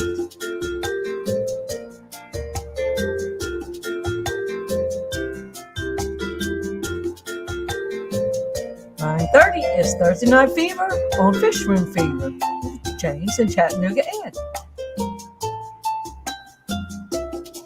At 10:30 is Craft Ed on Chattanooga Ed's channel with James and Rika Stan.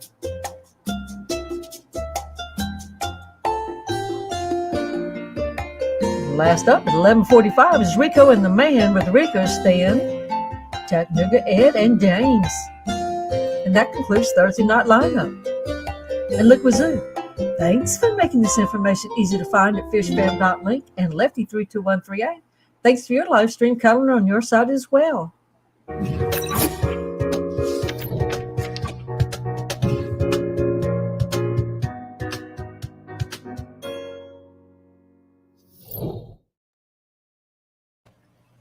All right. And so, yes, I guess we do have some birthdays today. So from the Aquatic Morning Show to Miss Pam, Punchy Paints, and Patrick Hardy, here is your happy birthday.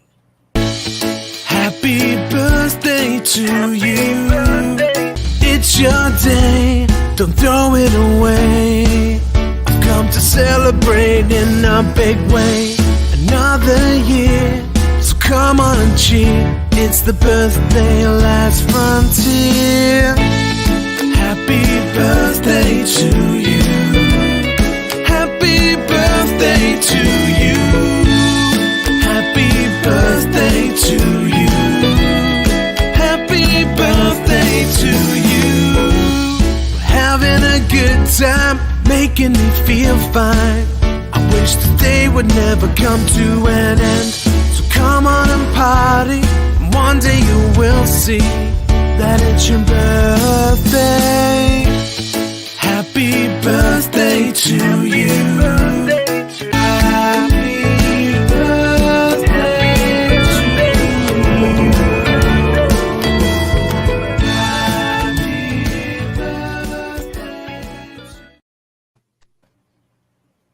All right. Happy birthday, you guys. Also, another thing I need to speak about is the Amazon Research Center, Dr. Anthony. Alex. Oh, we have a fish story today, too, and I completely forgot about that. What that? Alex from The Secret History of Living in Your Aquarium is added or upped the ante on the fundraiser. And it went from, I think, $1,500 to $2,500. So if anybody is interested and wants to donate, they're trying to raise some more funds. It's needed for the Amazon Research Center. So you can go to Alex's link that I know that Miss Lori has put in chat to do that donation there.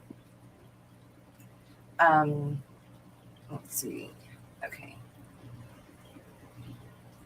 Our fish story, which is fish history and scientific news, is also by Alex, The Secret History of Living in Your Aquarium. Let's see if I remember where we left off. Nope, it's going to start over new. Okay, hang on. Let me find. I think it's 1326. Hey guys, what is going on? It's Alexander Williamson, and well,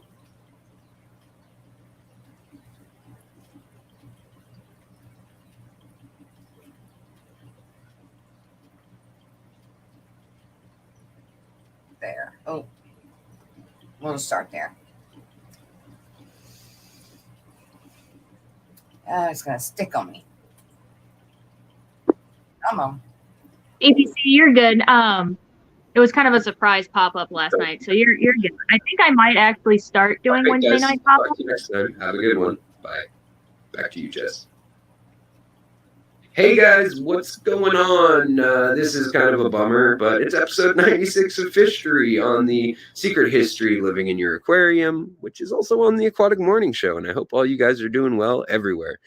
So, the Amazon is in danger of overfishing. That's probably not a surprise to a ton of people, but researchers at the University of Cornell, or Cornell University, have been examining decades of reports from fisheries and also from the landing places where they sell fish in markets, where the fishermen come in.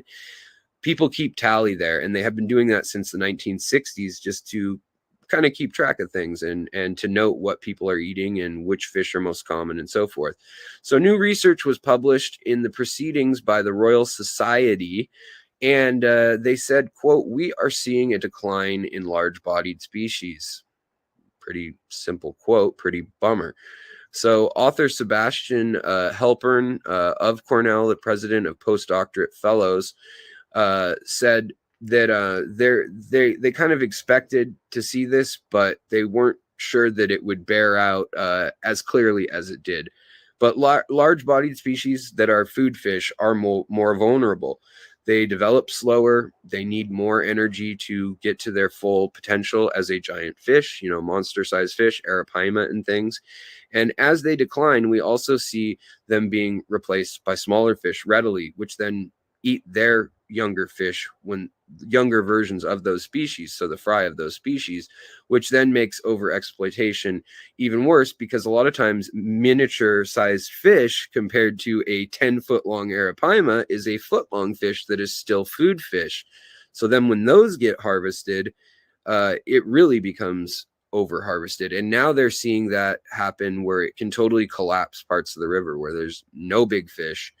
And then the biodiversity drops, things like mining and other debris that comes into the river from logging and cattle, pesticides and effluents from sewage.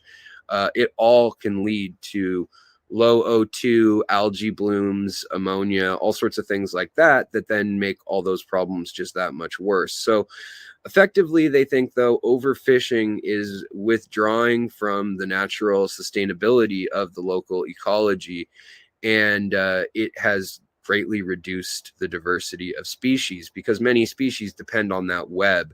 It may be that the fry of a certain species don't usually make it, and they're a food source for a fish that's much smaller than, say, the arapaima. Maybe that they have thousands and thousands of babies, these larger fish, and that they're a key food source for other fish. Then those fish are gone, and so forth and so on. The dominoes fall. So the Amazon River is one of the most productive and diverse freshwater ecosystems on the planet. So it was thought for a long time that it would be pretty hard to overfish, especially by the population densities that are there. But that statement has gotten less and less true. The population has gotten more and more dense. People are moving deeper and deeper into the Amazon and up the Amazon River. And, they actually have one of the highest rates of fish consumption in the Amazon of anywhere in the world, like rivaling Japan, with 110 to 150 pounds per person annually of fish. That's fish flesh, not the dead discarded parts of fish. So the percentage of freshwater fish stocks with biologically sustainable levels was 90% in 1990. Now, according to a 2020 Food and Agricultural Organization by the United Nations report, sustainability had dropped to a mere 65% by 2017. So from 90 to 65 in 20 years. So the Amazon is now trying to better, the government around the Amazon is now trying to better monitor and at least get info on this. However, the current government under Bolsonaro is also very pro fishing, pro mining, pro using any resources the country has. But now that they're seeing total collapses in parts of the river, the local governments are getting involved and working with some of the universities from around the world, such as Cornell, to figure out which fish are sustainable, which ones should be harvested, and what size of which species need to be thrown back so that they can spawn and produce more fish. What's kind of that key size, just like we do here in the United States with sturgeon or pike, or we do it with many fish. So cod, which I love fishing for, we do that. But it's just a kind of a bummer, but it's something to think about and something to be aware of, because the ornamental fish are also just food fish too for many people. So if you're a fan of monster fish or even small fish, this really does have a lot of implications. When 65% of the fish runs in the Amazon right now are not sustainable for what humans are doing to them, that means they're going to go extinct at this rate because only more people are coming. So that's a bit of some sad news, but hopefully people will pull it together, see the value in the resource they have, and monitor and control it as well as possible. Another big part of this is too that there's the government quotas, there's the amounts, there's permits they give out. There's also so many people who are impoverished, and this is their only food source. So the reason that amount of food consumption is so high, of fish consumption is so high, is because so many people are impoverished living along the river. And, they don't go to the market to buy food very often. Maybe they buy rice or, a few key starches or other spices and things, but their food does come from the forest, be it fruits, vegetables, or fish. So helping to improve the situation of that should also help to improve the situation of the fish. So aquaculture is a big industry that we hope to see coming to light with people like Dr. Anthony and the Ornamental Fish Project. He's also teaching how to do aquaculture, which will teach them how to raise food fish as well as the fish that they have there. And then hopefully that will relieve some of this pressure and also bring some more money into those impoverished communities. It's been Alex Williamson with Secret History, living in your aquarium, doing fishery. And I'll hand it back over to you, Jess, and the morning show crew. Hope you guys are doing well. Talk to you next time. Bye.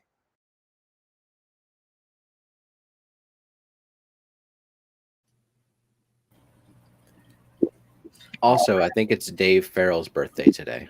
Dave Farrell. Well, happy birthday to you as well. We love giving out birthdays.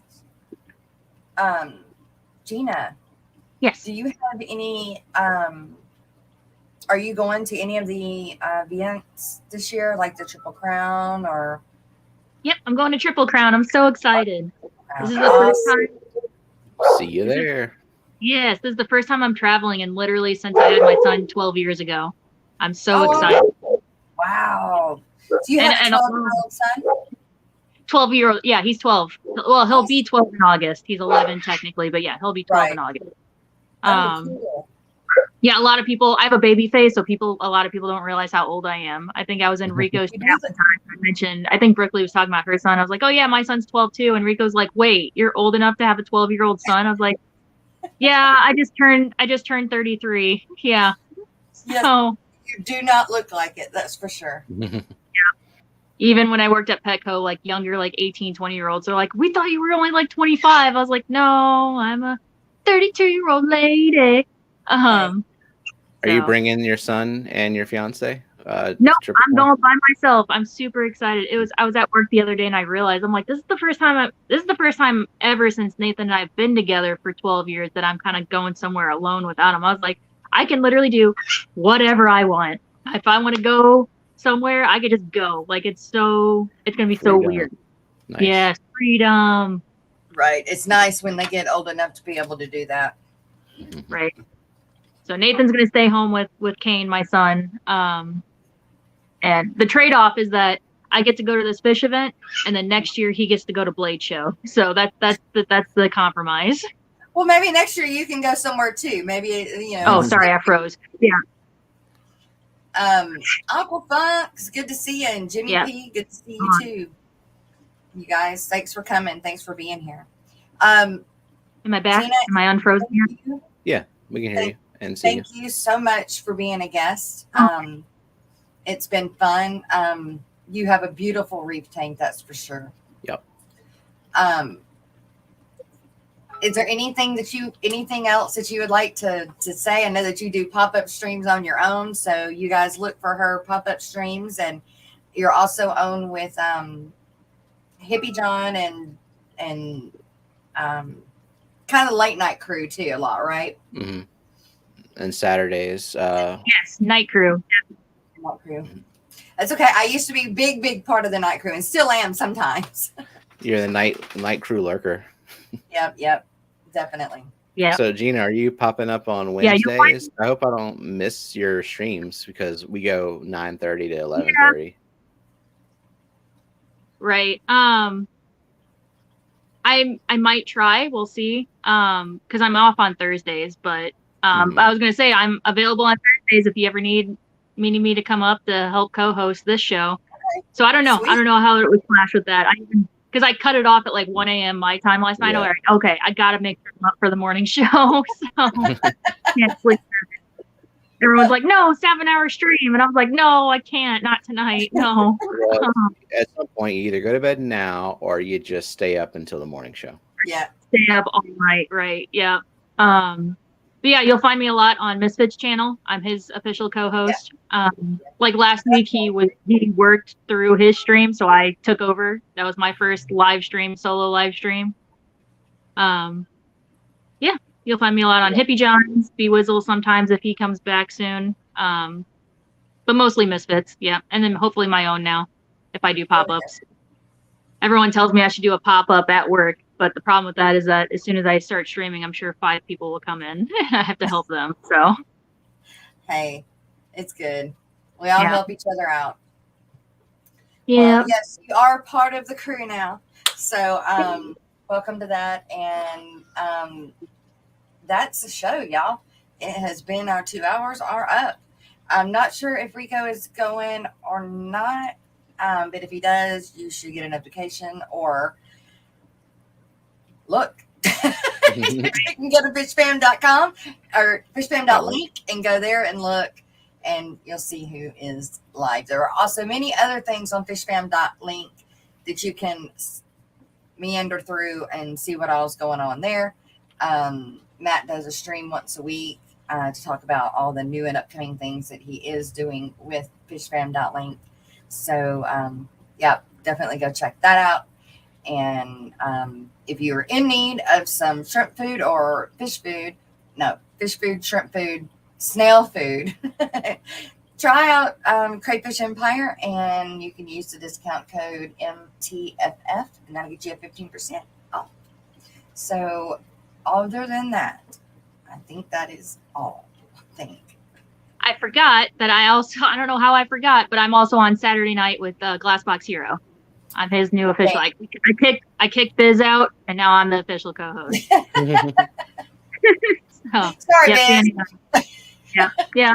He's busy. That's all it is. He'll Biz pop is up busy. on there, but he's been really busy, so I'm kind of placeholder for him. It happened. Yeah. Well, thank you to everybody that showed up. Thank you, Miss Gina, for being a guest, and Stephen, thank you for helping co-host. Everybody that's going to be all the lurkers, of course, the replay crew. We have a big replay crew, and everybody else. We will see you guys in the morning with Blake from Blake's Aquatics, from the Down Under. We love you guys.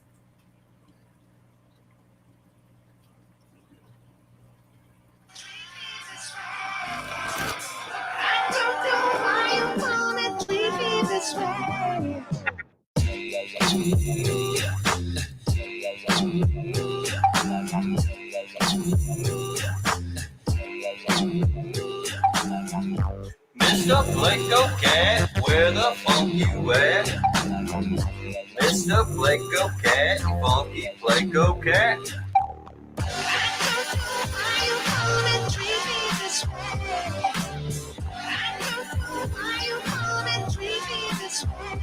Mr. Blanco.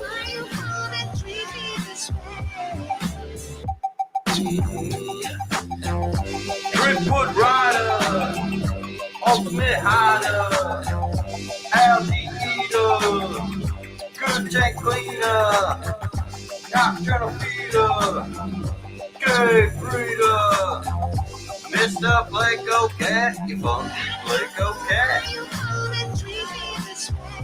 Mr. Blanco. Mr. Blanco. Mr. Blanco, where the funk you at? Mr. Blanco, funky Blanco Cat. Tanks on, tanks on, tanks on, tanks on, tanks on, tanks on, tanks on, tanks on, eating high, eating high, eating high, eating high, Mr. Blanco.